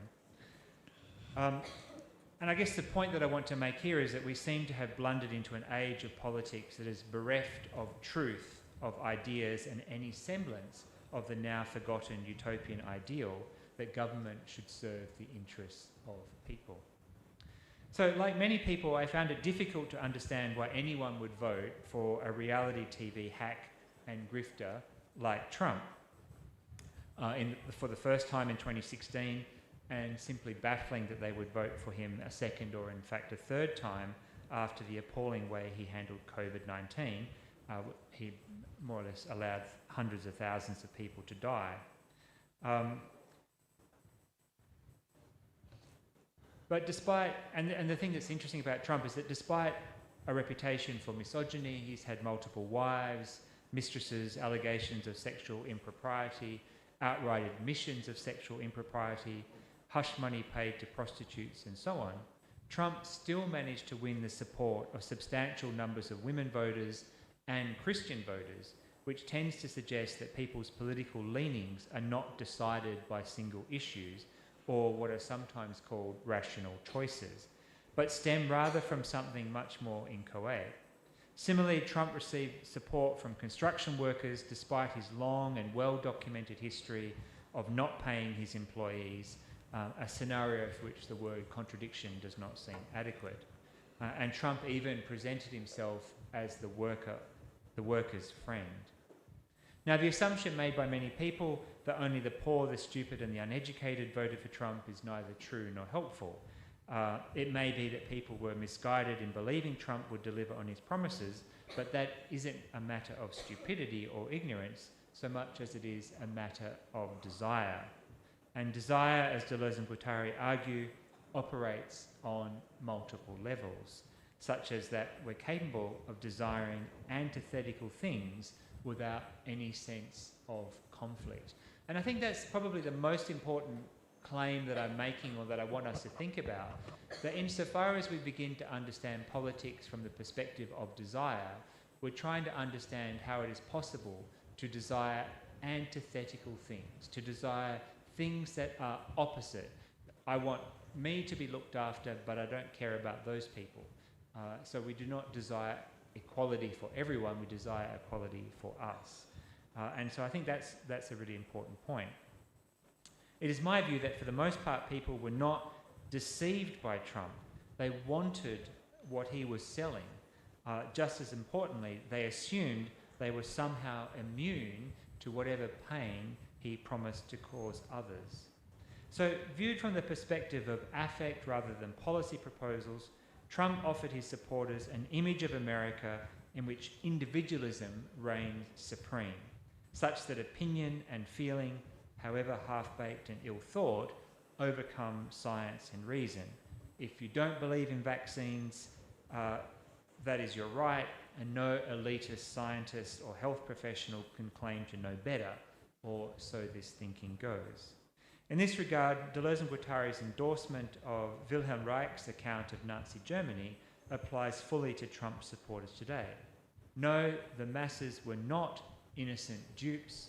At a certain point and under a certain set of conditions, they wanted fascism. And it is this perversion of desire of the masses that needs to be accounted for. So the question isn't whether Trump represents a return of fascism, clearly in some sense he does, but rather what kind of a transformation of desire does his politics entail. And to my mind, this is a problem of affect, because what is at stake is the problem of how people can accommodate the many contradictions in his political rhetoric, some aspects of which they neither agree with nor like. So many people writing about Trump's apparently anomalous supporter base, Christians, women, blue-collar workers, the educated middle class, people of colour, and so on, have found inspiration in Deleuze and Guattari's appropriation of Spinoza. And Spinoza wrote, "The fundamental problem of political philosophy is this: why do people fight for their servitude as stubbornly as though it were their salvation?" Now, Deleuze and Guattari reject the idea that this problem can be adequately dealt with by the concept of ideology, which they define in very narrow terms as a process of deception and false consciousness. I tend to think that their rejection of ideology is misguided, but nonetheless, it is worth us thinking about why they might do that. Now, they reject ideology because they say that the concept of ideology hides the real problems. And the real problem, they say, is that the Marxist conception of ideology as a process of deception and false consciousness is that it depends on what they hold to be a separation between the economic base and the social and cultural superstructure, which is a fairly old model of ideology, I have to say. So the model of ideology they reject holds that desire does not invest directly in the economic base, which is deemed to be too abstract and too mechanical to attract desire. Instead, desire is invested in the superstructure, namely culture, in the broadest sense of the word, which is variously conceived as a symptom or expression of the base, or more usually as a lure that captures desire and prevents us from ever seeing the truth. And this is sometimes framed as alienation, whereby we seem to have lost the capacity to even understand the economic base sufficiently to invest in it directly. The less charitable form of this notion is that of false consciousness, which holds that even when we think we understand the economic underpinnings of our daily life, we in fact are deluding ourselves that we really know what's going on. And here Trump's obsession with tariffs would seem to both confirm and refute this view of ideology. On the one hand, it seems fairly clear that most Trump voters did not understand the economic effects tariffs would have. In many cases, it seems that some did not even grasp that it would make products more expensive. Those who thought that the tariffs would boost the American economy and therefore serve their interests were clearly prey to a form of false consciousness, because although they had convinced themselves they understood the economic base, they actually did not. By the same token, however, the way desire is invested in tariffs themselves as an object of desire disproves the idea that desire cannot invest directly in the base. Indeed, Trump's success would seem to hinge on him having rendered the economic base desirable for itself. People want tariffs without fully knowing what in a practical sense they entail. And this might seem to confirm that this is an instance of false consciousness, but I think there is an important split here between the operations of desire and the operations of interest. People seem to desire tariffs in and of themselves, independently of whether or not they will further their own interests. And the split between desire and interest is one of the cornerstones of Deleuze and Guattari's re-engineering of the concept of ideology. And their position can be summarized as follows. Interest can be deceived, but desire cannot. So Deleuze and Guattari's re-engineering of ideology has three steps, two of which I've already mentioned. First, they reject the idea that desire cannot invest directly in the base. Second, they draw a distinction between desire and interest and argue that only interest can be deceived. And third, and perhaps most importantly, they draw a distinction between the preconscious and unconscious investments of desire. And they mobilize in this latter distinction in a manner that I am tempted to describe as dialectical. As Guattari put it in an interview, we distinguish between two ways the social field is invested: preconsciously invested by interests and unconsciously invested by desire. The way interests are invested can be revolutionary, while at the same time leaving in place unconscious investments of desire that aren't revolutionary, that may even be fascistic. That is to say, viewed from the perspective of desire, people's political allegiances can be, and often are, completely contradictory. But they do not experience it as contradictory or even as conflicted because of the multi-layered way desire invests the social field. So neoliberalism, as it has evolved over the last 40 years, has been particularly effective at capitalizing, quite literally, on this split between desire and interest. And Deleuze and Guattari have developed what they call schizoanalysis, and they say the task of schizoanalysis is therefore to reach the investments of unconscious desire of the social field insofar as they are differentiated from the preconscious investment of desire, and insofar as they're not merely capable of counteracting them, but also of coexisting with them in opposite modes. And so the thing that I'm trying to say then is affect operates on multiple levels, and if you are trying to develop a model of language to reflect this, then what you are trying to do is to develop a model of language that can understand that language and meaning can operate on multiple levels, not necessarily in contradiction, that words can mean several different things at once, that there is a kind of resonance between those words, and at the same time sometimes there is kind of a sort of disharmony between them as well. So what Deleuze and Guattari calls schizoanalysis then can be understood as the attempt to try to map the various ways and means we have of both sustaining these unities and altering their structure. And what Deleuze and Guattari have in mind then with respect here is something like a dialectic, in the sense that they are interested in the unity of opposites. And Jameson illustrates what he means by this with a quote from the German writer Bertolt Brecht, who said, when God, the Christian God as it were, created Hollywood, he economized and put heaven and hell in the same place.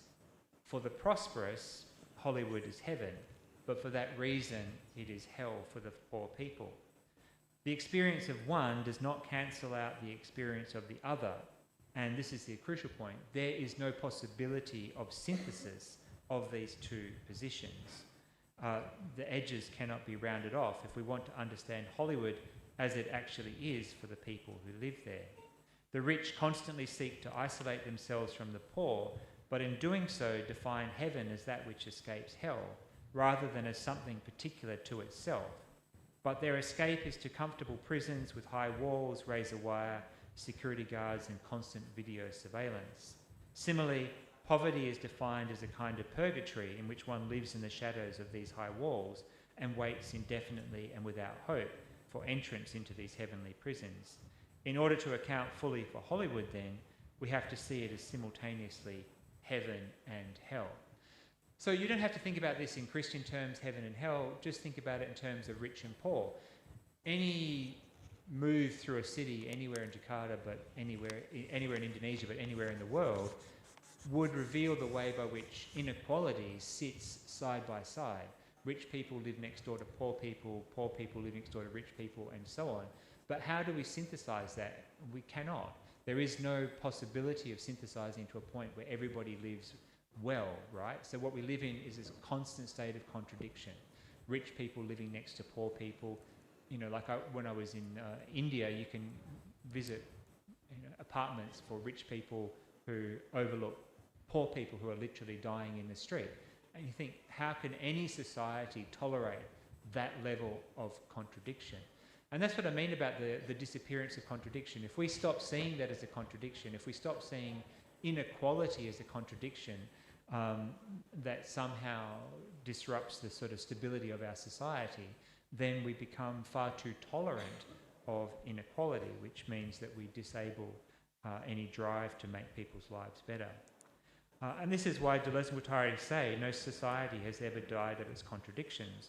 But it's because capitalism has learned this and has ceased doubting itself.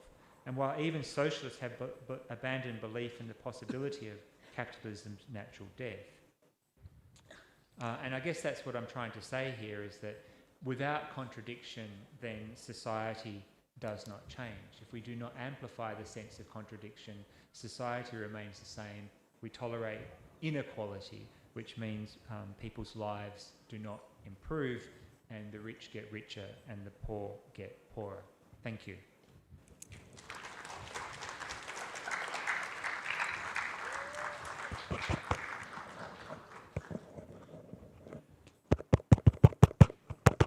Thank you so much, Professor Cannon, for your inspiring presentation. Okay. So I love the message that without contradiction, the society doesn't change, right, Professor? And we also learn about the impact of social media and its power to distract a lot of things. Okay. Ladies and gentlemen, now it's time for me to introduce our last but not the least, our third plenary speaker, Professor Artawa from Udayana University, Denpasar, Bali.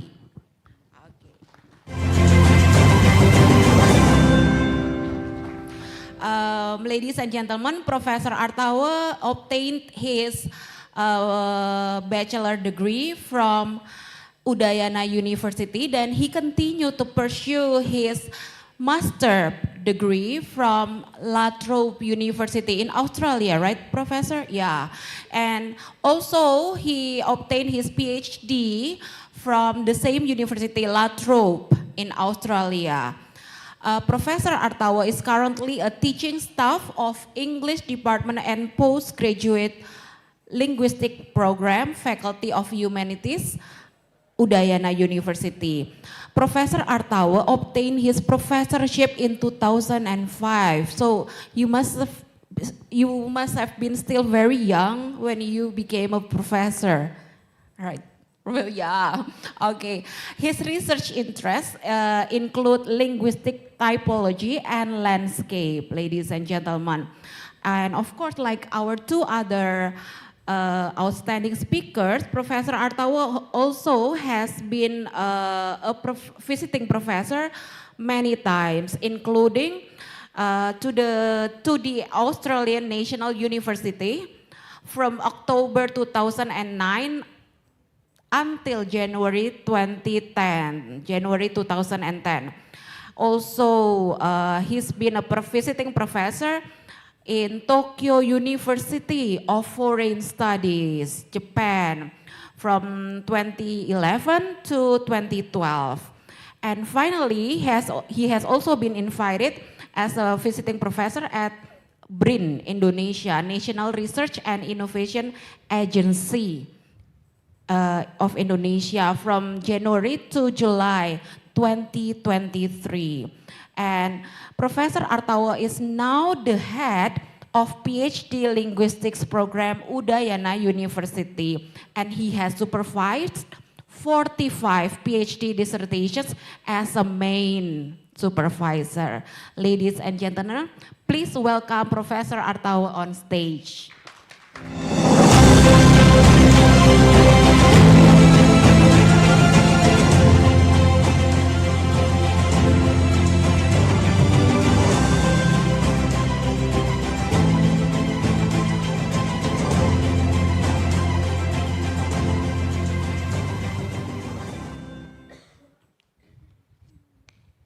thank you for the introduction.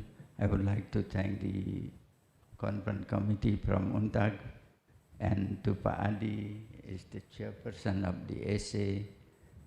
Ladies and gentlemen yang saya hormati, ini kesempatan yang luar biasa saya bisa berada di tempat ini. Jadi saya sampaikan selamat pagi, Om Swastiastu, Assalamualaikum warahmatullahi wabarakatuh, salam namo buddhaya, salam sejahtera untuk kita semua.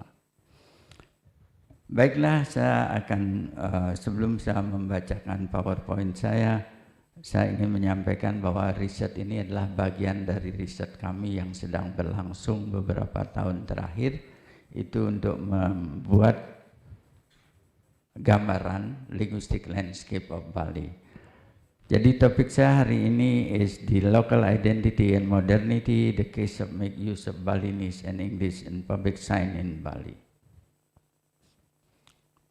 So I would like to start from the introduction of linguistic landscape concept and function. I would like to begin with my quote. Language contestation is one of the most important linguistic phenomena in the era of globalization. We need to understand how language is used to build identities and relationships in an increasingly connected world. So, definition of linguistic landscape. In a short version, I would like to say the written language in public space. So this study attempts to understand the motive, uses, ideologies, language varieties, and contestation of multiple forms of languages as they are displayed in public space. There are some key concepts in linguistic landscape study. Beginning from top-down and bottom-up sign. Top-down is sign made by the authority, bottom-up sign is made by private. And then there is a notion of multilingual display, means that the linguistic public sign can be monolingual, bilingual, trilingual, or mixed language. And the linguistic landscape function shows two functions, symbolic and informational function. Related to this is the notion of public space. What is public space? Public space is social, cultural, political space in nature. Public space also shows the contestation of power and distribution of power. The next slide, please. Next. Okay, next. Next. Okay, this is what I just described.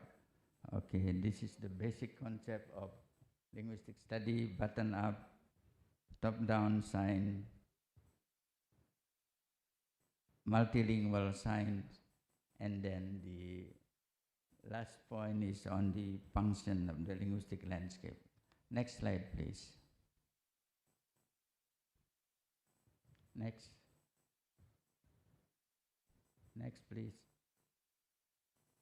Okay, this is just the example of top-down, made by the authority. Whatever language is used, there's a kind of top-down public sign.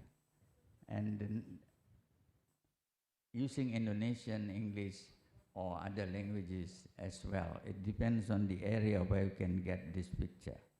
Next one, please. Okay, this is just the example of button-up sign showing the variation of language use made by the person who write this sign, or this person agencies that shows various uses of languages. So the language variation in button-up sign is more variable than the top-down sign.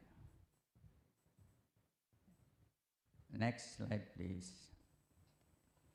Okay, the function of linguistic landscape, the informational function of linguistic landscape emphasizes the role of language as a tool of communication and information exchange, A language that serves as informational function for the local community usually has high visibility and importance in their territory.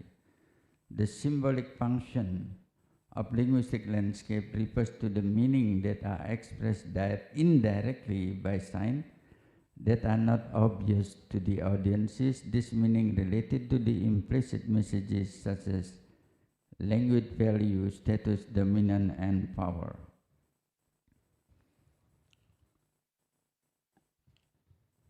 Next slide, please. Okay, in our research, we use the notion of local identity and modernity as a concept and language interplay. The concept of local identity pertains to cultural heritage and the identity of the local community, while modernity reflects global trends and societal changes. Local identity and modernity often interact in a world increasingly shaped by globalization. Language used in the public landscape can be indicative of the interaction of this phenomenon. In this study, the concept of local identity and modernity will aid us to understand how the utilization of local language, Balinese and English, on a communication sign reflect the interplay between strong local identity and the influences of modern identity. The other important concept when we are looking at linguistic landscape is the interplay of languages in sign refers to complex relationship between different languages in everyday communication. In this research, the interplay between Balinese and English on accommodation sign can reflect the dynamic globalization, tourism, and multiculturalism in Bali. The concept of language interplay will assist in analyzing how to use both languages can provide a deeper understanding of how local identity and modernity interact in visual communication, like in public space. The next slide, please. Why Bali? I think everyone who has been to Bali. Next, please. Okay. Why Bali? Okay, thank you. Bali, I believe, is a site of multilingual and multicultural interaction. Language is a reflection of cultural awareness. If you look at this picture, there is English language, Indonesian, Balinese, and Balinese script. So this interact. If we believe that language just reflect identity, we can look at this picture in more detail. So in this sense, we can see the public sign as between quote, as an objective representation of what is going on in our surrounding, but the interpretation could be the subjective point of that representation. And the use of language in public space also relate to the language policy. We have national language policy and we have local language policy depending on the areas. The next slide, please.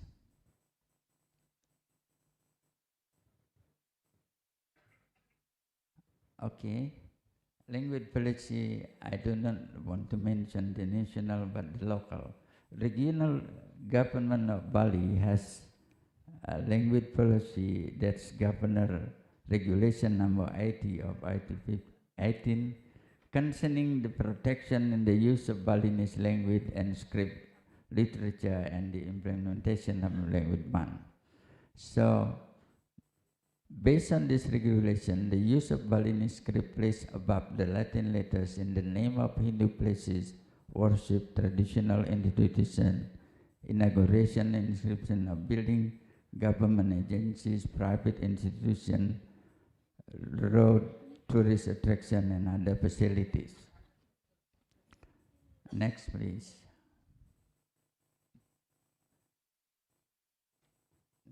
Next slide. Okay, if you look at this picture, the practice of language in Bali, so this picture shows that Grand Inakuta, This must be before 2018. There is no Balinese script. Okay, next picture, please. Okay, if you look at on the right-hand side, there is a Balinese script there. This is after the governor's regulation of Bali. That's why some people say that public space is also a political space, is the contestation of power. As a political space, maybe the political party in certain area can make use of this space to show their power. So if you look at those two pictures, that must be after 2018. The Balinese script does not mean that's the Balinese language, but how it is written in Balinese. It's not Balinese language, how it is written in Balinese script. That's on the top of Latin letters. So the national policy shows that prioritize Indonesian, then revitalize Balinese, master foreign languages. That's the slogan of the national policy. But in Bali, we have a policy in which the letters Balinese script are on the top of the public sign. Okay, this interaction make the use of languages in Bali more complicated. Next slide, please. This shows also the same picture. Before the governor regulation, we have Balinese script under the Latin script on the top, and under that we have Balinese script above the Latin script. That's the policy of the governor. Next, please. Perhaps we realize that every one of us realize that English is a global language. As the universal language, the presence of English and sub-sign being informative because English is functionally used as a lingua franca, can also be symbolic because it can symbolize foreign taste, fashion, or association of English-speaking culture. It can also signal the perception of English being more modern, prestigious, and than local languages. In terms of commercial sign, many analysts have noted that English is in the linguistic landscape symbolize sophistication, modernity. Is English the same across all areas and domain of use? Some studies have shown there are variation. What they call it, English has undergone nativization or localization. Next, please.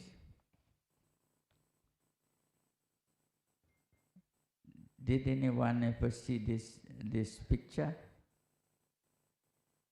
This is what I mean by a sense of localized English. So if you look at there, kritikan adalah obat, pujian adalah racun. Criticize is better, appreciate is danger. Okay, that is one of the airport that I visited several times, but now it's not in that place anymore. Okay, now to the next slide, please. Next. We are interested in the combination, the dialogue between local and English. Probably we are all aware that this common phenomena happens all over the place. So the use of combination of Balinese language and English. So in terms of functional function, text in public space can be seen as orientation, political text, commercial text. It depends on our classification. So I look at this picture from a simple point of view is from information function. The language used is Balinese and English, and indicate is a world pace of spaceful world. And symbolically, so the term of symbolic, we can interpret getting information from who made the sign, or we have a kind of interview, or we can interpret what is going on between that. Picture 2 also, next one please. The information of this sign is, it shows combination of Balinese and English. The name is like Bulan, Pondok, Bulan Mas, we understand because some word might be borrowed from Indonesian, or in Balinese, Pondok means shelter or house far away from the village, and then Mas is something precious. And in terms of symbolic function, this term may carry cultural and symbolic significance. Incorporating them in the business name suggests a connection with two local and possibly natural and valuable element. It likely may aim to encapsulate the traditional ambience, natural beauty, cultural richness. It shows the concept of Bali's identity while also conveying a sense of accommodation that caters a wide audience. The next picture, please. Next slide. Okay, this is one against the information function of this public sign. We can see the combination of Balinese and English. So it signifies the offering of the incorporated Balinese and inspiredness in design, appealing to those seeking authentic Balinese experience in touch of artistic sophistication. So what I mean by the symbolic function is the subjective interpretation of us as a researcher. We can get this information from interviewing who has that sign, who create the sign, and then combine with our interpretation of that uses of the language. So basically the information function will tell us how many languages are there. I do not include the modal element of the text. If you are interested, you can look at the culture, the picture, and how it is written there, and other things. And the next picture, please. This is Tebo house. Tebo is a backyard in Balinese. Okay, this is a combination between English and Balinese and English. But in general, what we find in Bali is structurally the phrase is still follow the English phrase, not the Indonesian phrasing. And this is just another example, okay, the use of Balinese and English. In that way, we can see that there is a kind of dialogue between the local identity and international modernity. So in this area, you can see there are many accommodation signs. The local try to use the cultural word, which has a significant meaning in their cultural way of life. And then it is believed that in linguistic landscape, every word, every text is intertextuality. It relates to the social, cultural phenomenon that exists in that society. The next slide, please. Okay, this is, we have shown that. Next one, please.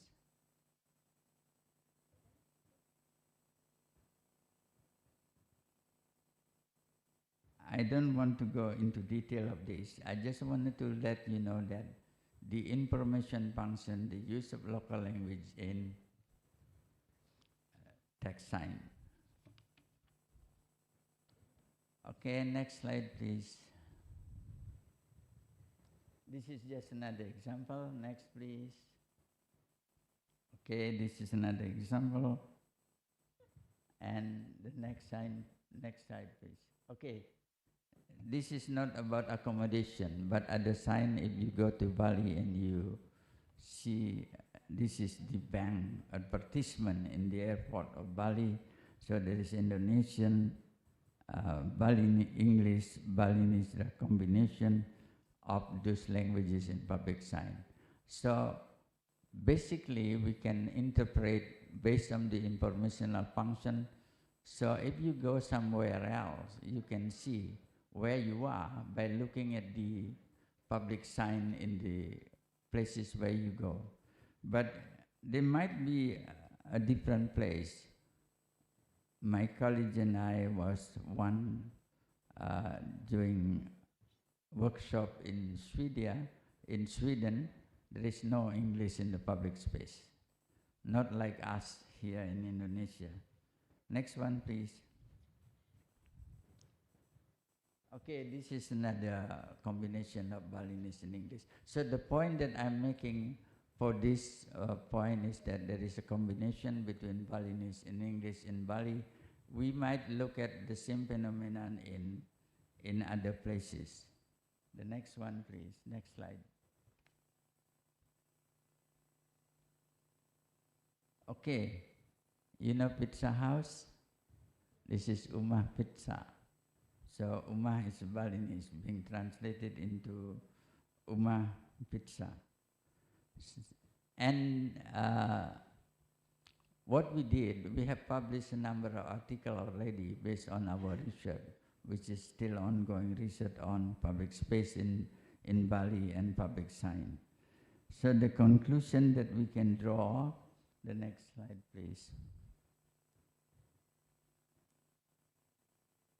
We have revealed from our research the combination of Balinese and English languages and accommodation sign in Bali, particularly Ubud reflects delicate balance between local identity and modernity. So this is part of the draft of the paper that we are still writing on this report. The next point is we have discovered that mixed language approach represents a strategic effort to reach both local and international audiences while promoting local identity and meeting the combination need within the global tourist industry. Next slide, please. Furthermore, in our research, we have highlighted the pivotal role of Balinese language within the community system through the public sign in Ubud. The incorporation of Balinese word or phrases signage aim to introduce tourists to the local language and culture, fostering reciprocal connection between travelers and Bali's cultural heritage. The research underscored the ability of business in Ubud to strike harmonious balance between their commercial objective and the preservation of cultural identity. Incorporating elements of Balinese language into their business name and signage, they convey an authentic image of to attract travelers seeking genuine cultural experience in increasingly globalized tourist landscape. The use of mixed languages in accommodation sign serve as a bridge between preserving local identity and adapting the demand of modernity. So the implication of our study for linguistic identity, signs shape the perception of Balinese among local and visitors. For cultural sustainability, public sign can either revitalize or reduce the practical use of the Balinese language. For language planning, the LL linguistic landscape analysis inform language revitalization policies and inclusive tourism strategies. Now in just information, in Indonesia there are a number of research has been done on linguistic landscape. I think that's the point that I would like to say today. So I stop there. Thank you very much.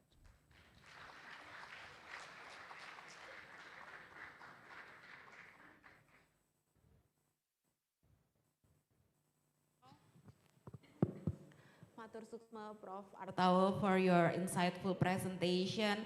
So we just learned about the intricate interplay between local identity and modernity through an examination of the mixed use of Balinese and English on accommodation science in Bali.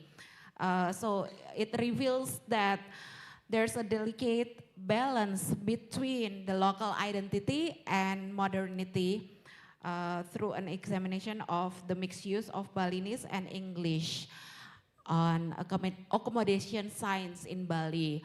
For example, as we just saw before, there is a hotel's name in English and there is translation below or on the top of it, not only in Bahasa Indonesia, not only in Balinese language, but also in Balinese script, right Prof? Kalau di Bali namanya ene cereke, kalau di Jawa kan ono coroko ya Bapak Ibu, O-nya di Jawa jadi jadi ene cereke tadi itu. Mirip banget sama ono coroko tapi lebih melungker lagi kalau di Bali, Prof. Saya sudah belajar dua-duanya soalnya. So thank you so much once again, Matur Suksma, Professor Artawa.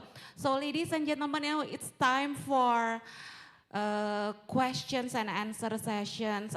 Please raise your hands, mention your name, and to which of our speakers your question is presented. Maybe first 3 questions, anyone?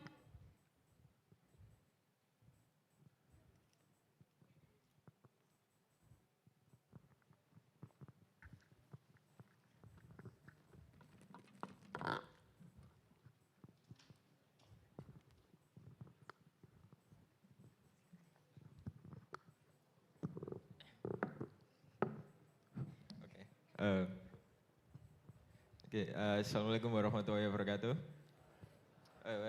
Introduce, my name is Ravaldi Moile Tatalaranur, and my state question was for Professor J.C. Barrett. So my only question was, is it still considered like good quality essay if somehow the researchers find a way to cheat the system to probably like the synthetical complexity was like human form, not like AI generated one. Is it still still considered as a good quality essay? That's it. Is it still a good quality essay if AI is? AI was like, the researchers find a way to cheat the system to maybe like they're fully AI generated one, but it feel like human generated. You mean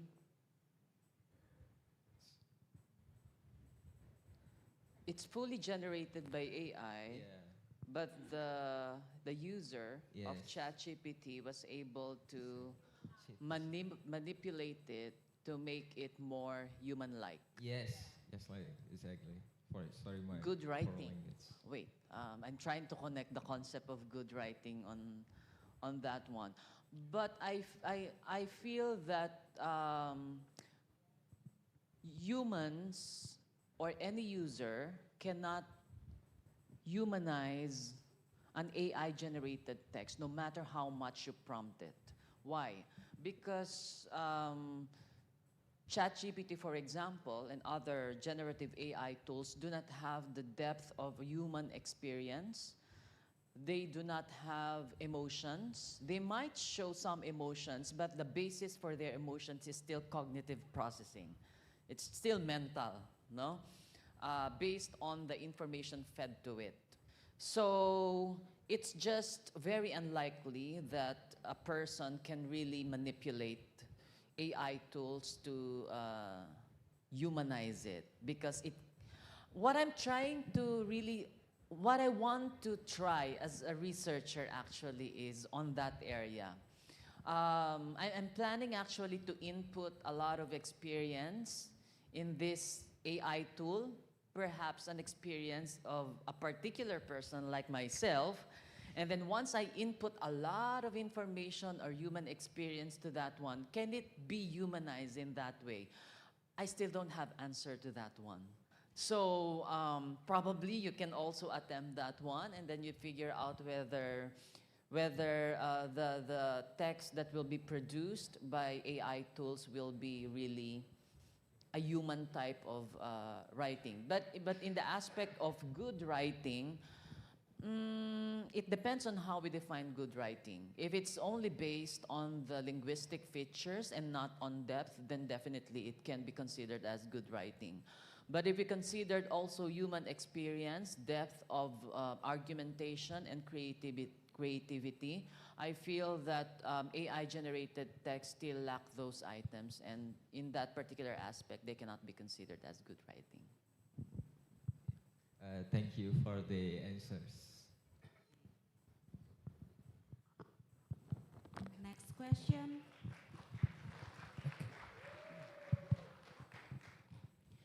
Okay, thank you very much. My name is Dery Vicky Pauzi. I asked to Mr. Barrett, actually, I'm interested in syntax articles and particularly how AI can help us in defining and also helping us in developing the DSA. But I have two questions for you. Since you are the reviewer in the reputable journals, have you ever tried or maybe receiving any assistance of AI itself in in selecting maybe or in assessing the articles which have submitted into your journals? That's the first question. And the second one, according to your experience, how maybe it's the classic question. How do we deal with the AI itself? How far we may receive the assistance from AI itself in terms of developing our text? And may I have another questions to Mr. Artawa? I'm sorry.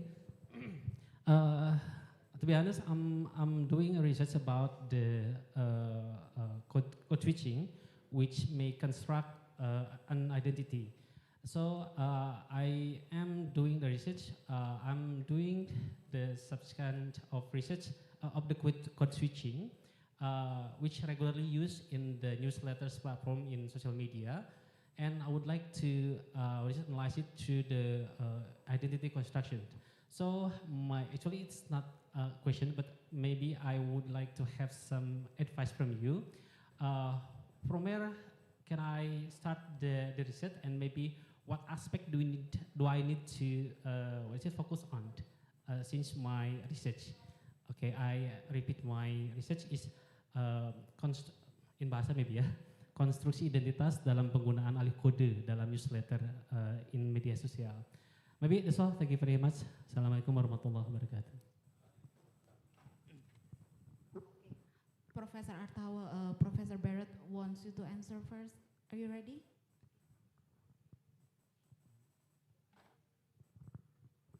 Okay, thank you for the time given to me, and thank you for Mas siapa tadi? Dery. Okay, Gary. Komentar saya berkomentar ya. Komentar saya adalah public sign itu kan ada di dunia nyata dan di dunia virtual seperti yang dicari. Di dunia nyata dan dunia virtual itu kan selalu ada kontestasi juga, penggunaan bahasa. Salah satunya itu kan one of the public sign kan bisa one language, two language, or mixed language. So the difficulty of classifying like what you study is the mixed language in a sense. Okay, in a sense, this is a mixed language. I think there are a number of studies on that already, but I don't have the information right now with me, but I read some.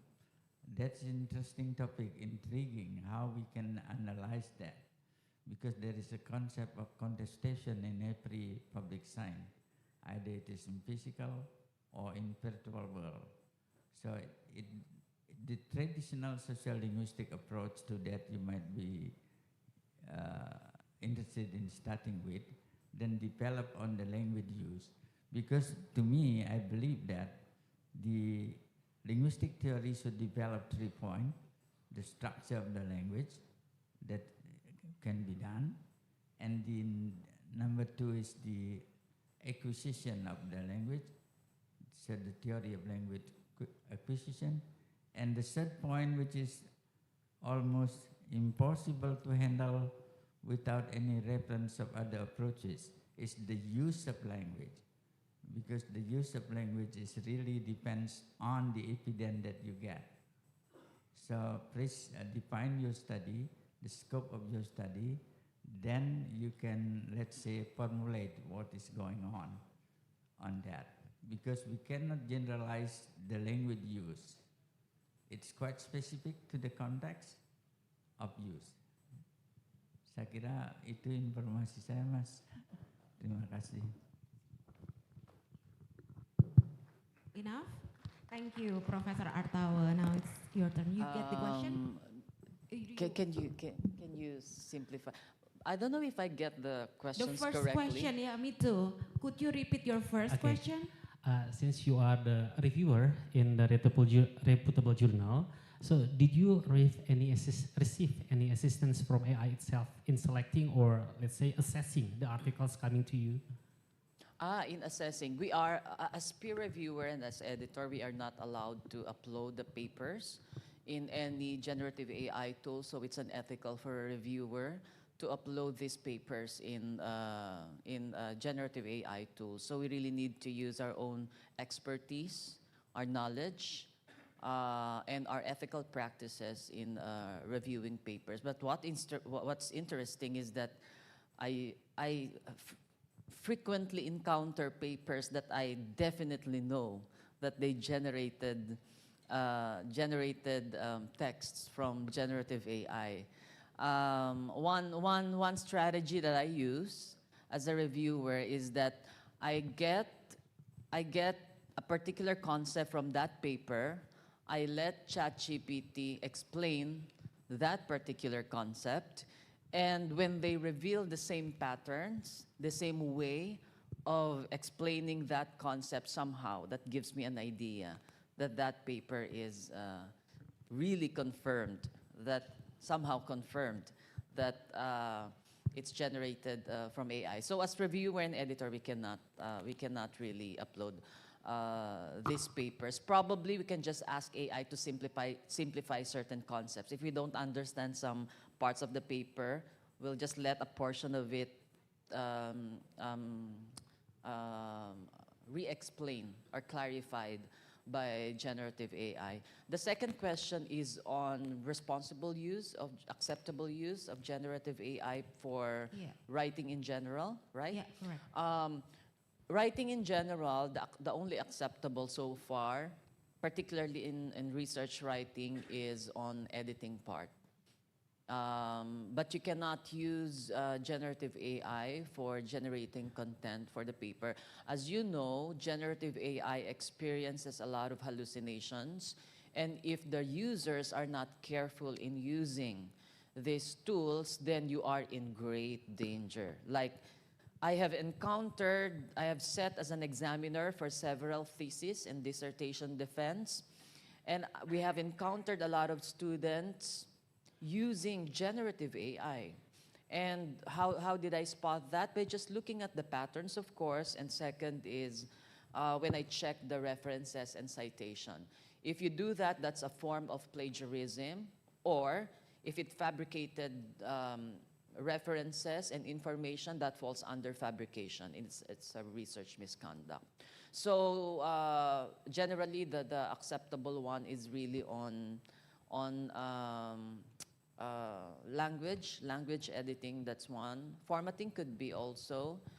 Sometimes if you want to get illustrations, it's okay to use generative AI, but you just have to cite it. There's a way to cite generative AI. But if you will really get textual content and concepts from the tool, no, it's not acceptable. Satisfied, Gary? Okay, thank you for your questions.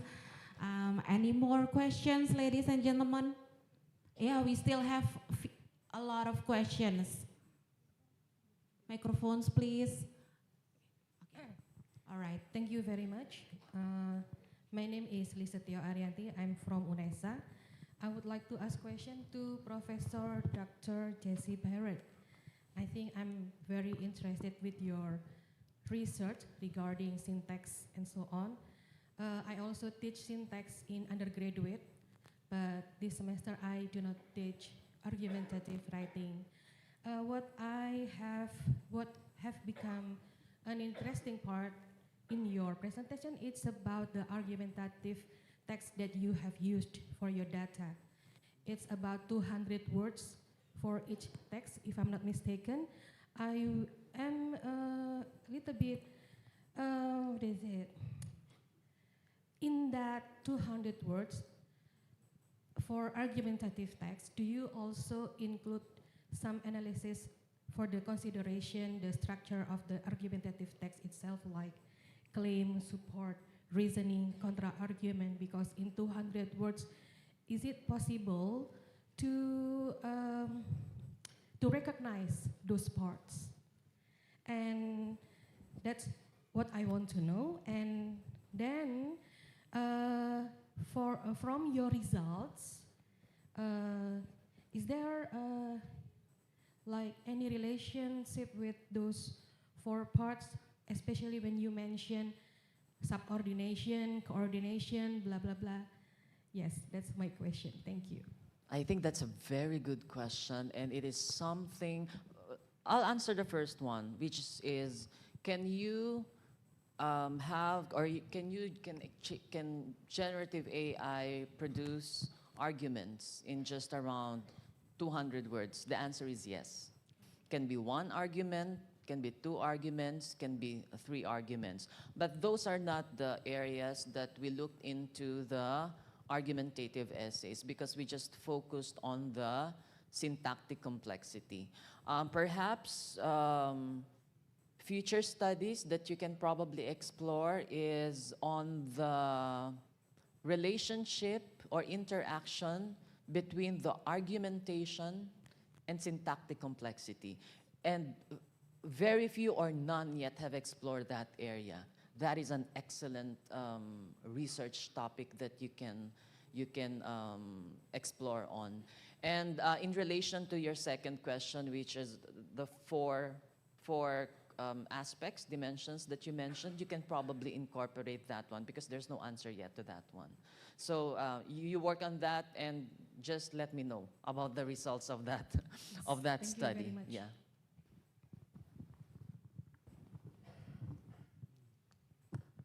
This is my turn now? Yeah. Okay. Thank you very much for the chance given to me.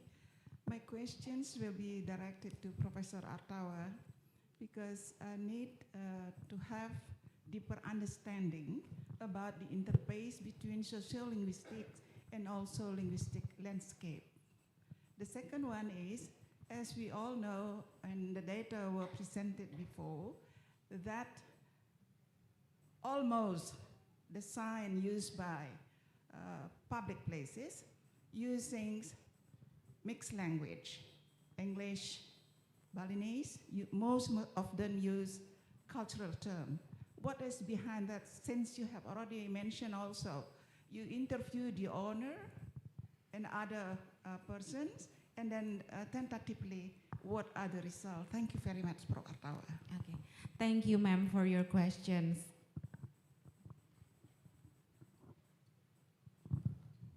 Thank you, Bu Prof. Suciati. That's a good point, because my study is not conclusive yet. It's still going on. It's still in the process. Because in terms of, let's say, some people believe that linguistic landscape is a modern social linguistic in which the domain of public space get less attention in social linguistics. So that's, your question is very interesting in the sense that we are going to look for the answer, because the quantitative analysis is just the beginning of the qualitative analysis based on the interview. So we are only looking at this moment on the orientation sign functionally, not yet commercial sign, not yet political sign, and not yet warning sign and other sign. Probably your research on the field of English in Bali will help me understand what is going on. Thank you very much, Ibu Prof. Suci. Have you got your question answered, ma'am? Yeah, thank you once again. Any more questions? Yeah, okay. Good afternoon, all esteemed speakers. I have a question for Professor Ian Buchanan related to transcendental empirical approach to cultural studies. You have mentioned previously how the mindset of the American voting for Trump the second time, while we look at the background, the scandals with taxation, with tax trafficking, and the cases with Jeffrey Epstein, and also with the British king, not king, I mean brother of Charles. And now what makes a people of America vote for Trump, while if we see the background historical about he himself, whether it is the influence of racism, while at that time he compete with Kamala Harris, or because of the war in Ukraine, which related to Biden and his son with economic and nuclear power. And also one more question related to your country, so just following what is going on with the historical and political, and lately what is going on in Melbourne, in Sydney, with the refusing of the immigrants from India and from other places by young people. Thank you very much. Thank you so much, ma'am, for your question. Yes, thank you for your question. I think the important thing to recognize with the American election is only slightly more than 1/3 of the population voted for Trump. Slightly less than 1/3 of the population voted for Harris, and the rest of the population did not vote at all. So the American system is constructed in such a way that you can win the presidency without even winning a popular majority. You don't even need the majority of people to vote for you. So it is fundamentally flawed in that respect. And the other thing is that you can be voted directly as president in the US, whereas in Australia or in Britain or so forth, that's not possible. You have to win a majority in Parliament in order to become the Prime Minister. So there's something about the way the American system works that enables that. I think your question about whether it was racism and so forth is a really important one, and it's really difficult to decide the answer to that question. And I guess what I was trying to foreground is that there is a sense by which the economic aspect of daily life drives a lot of what we think of as racism. So in Australia, for example, a lot of the anti-immigrant rhetoric is completely misguided. I mean, Australia is absolutely, 97% of the population are immigrants in some sense. So to be anti-immigrant in Australia is beyond belief idiotic. But people are anti-immigrant because they perceive immigrants to, in some way, threaten their livelihood. And so people have become worried that if more immigrants come, that will make it difficult to buy houses or to get jobs or whatever, all of which is basically untrue. So the thing I was trying to get at is then, how do we balance and think about the sort of economic drivers of culture alongside their cultural expressions, and to not sort of simply assume that people are intrinsically racist, but rather to recognize that racism is often motivated by economic fears, right? And I think that's where the idea of contradiction comes into play, because to be anti-immigrant in Australia is absolutely a contradiction. It makes no sense, and yet people still don't seem to see it as a contradiction. and so therefore they do not question their own values or their own actions. And I think that the larger point I was making is that you cannot really hope to have a model of language and of language teaching if it doesn't include some aspects of the cultural and of the political and the historical. Does that answer your question, ma'am? I believe it does. Yeah, Professor Buchanan has given a very elaborated answer. Thank you so much once again. Any more questions, ladies and gentlemen? We still have a lot of time. Yeah. Our handsome guest over here in green.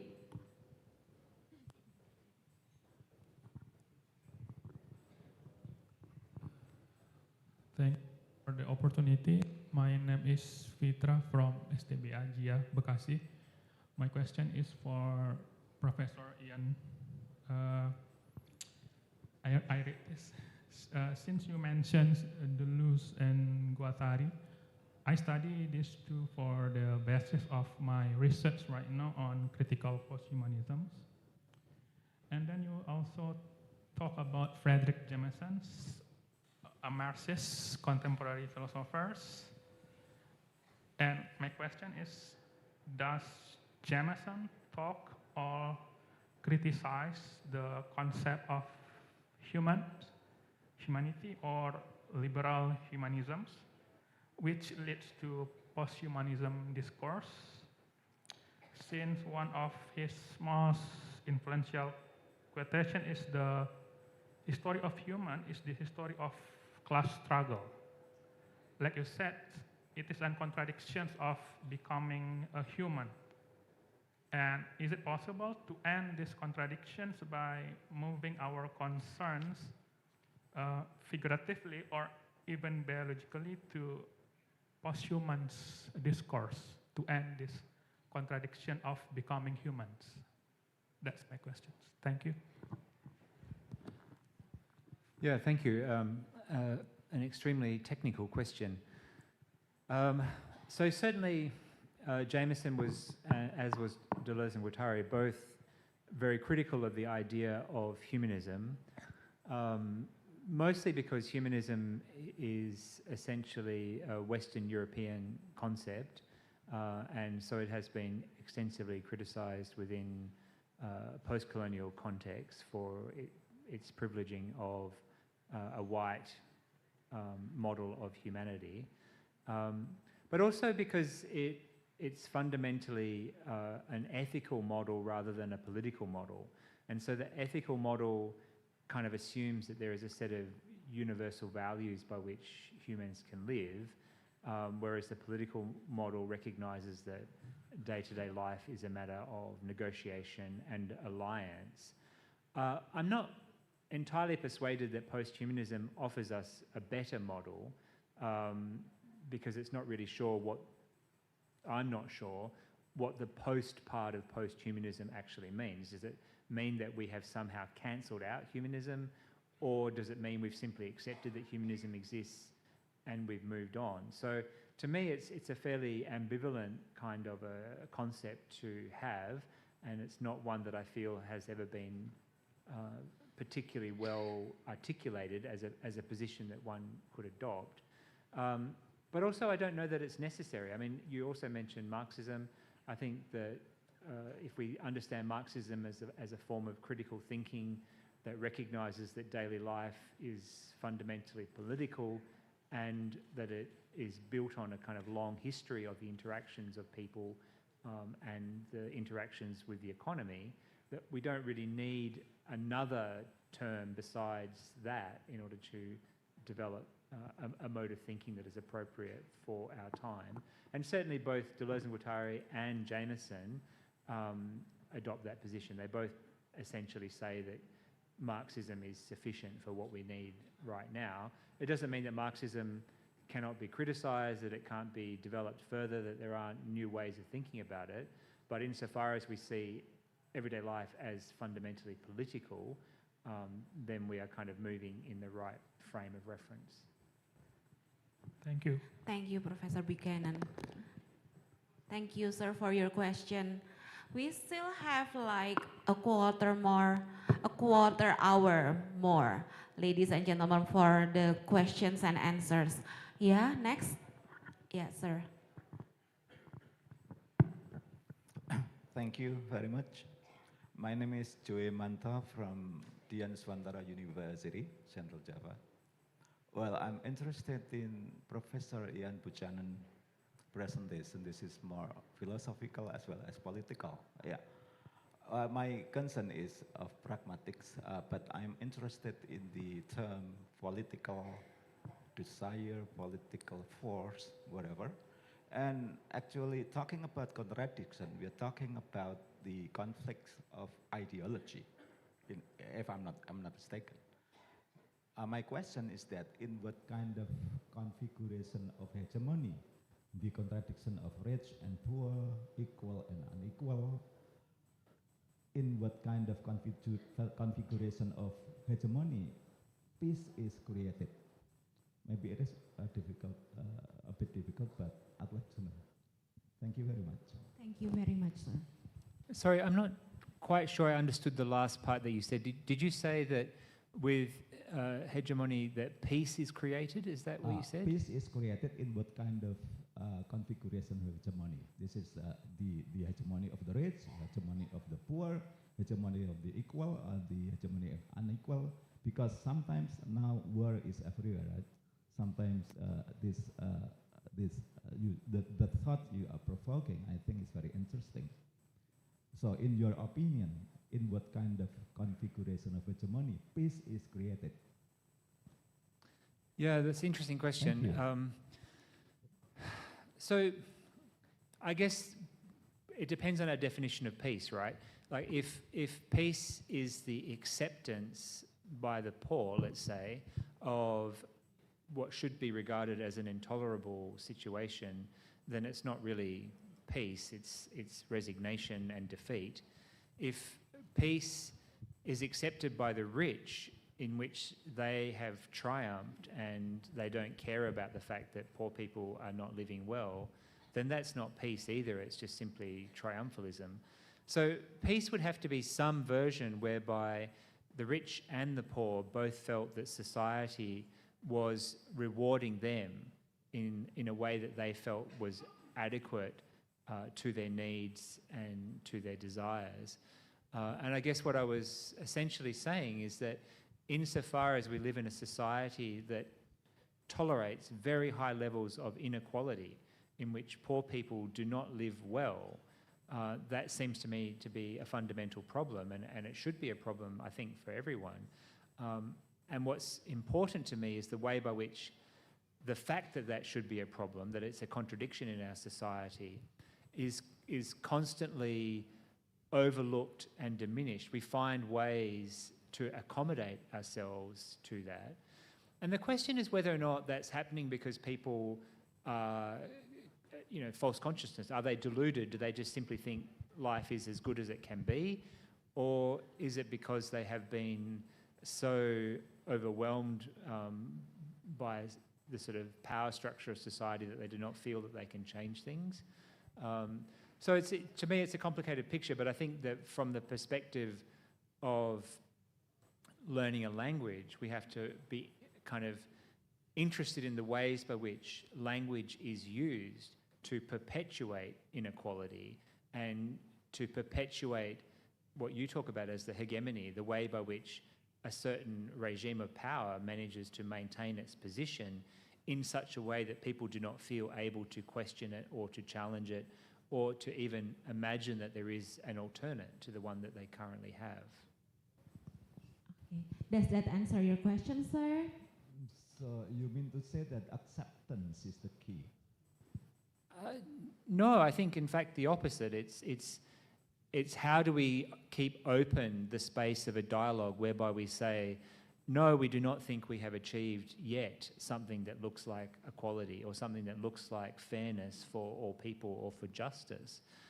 It would not be hard to find examples of inequality or injustice or the fact that some people are living far better than others in any city in the world. Like we could just walk out of the building here and walk around the block and we would have no problem finding examples of that. And it would be the same in Australia. So I think acceptance is the problem.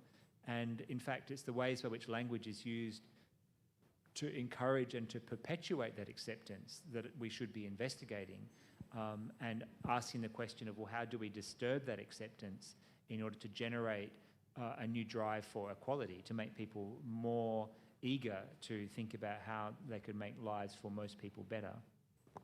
I believe you've got your answer already. Okay. Thank you. Thank you so much for your answer and for your answer, Professor Buchanan. Ladies and gentlemen, unfortunately, I was just informed that we will have our lunch break like 5 minutes earlier. Yeah, I believe we are okay with that.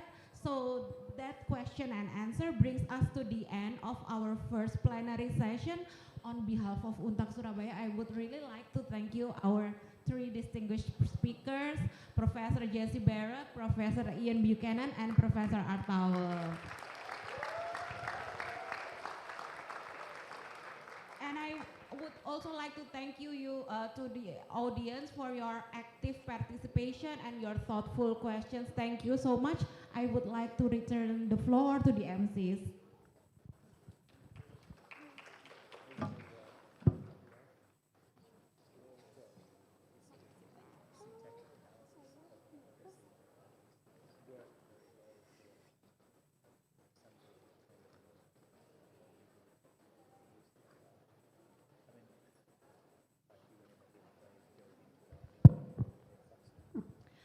Thank you. Once again, let's give applause to our moderator and the keynote speakers.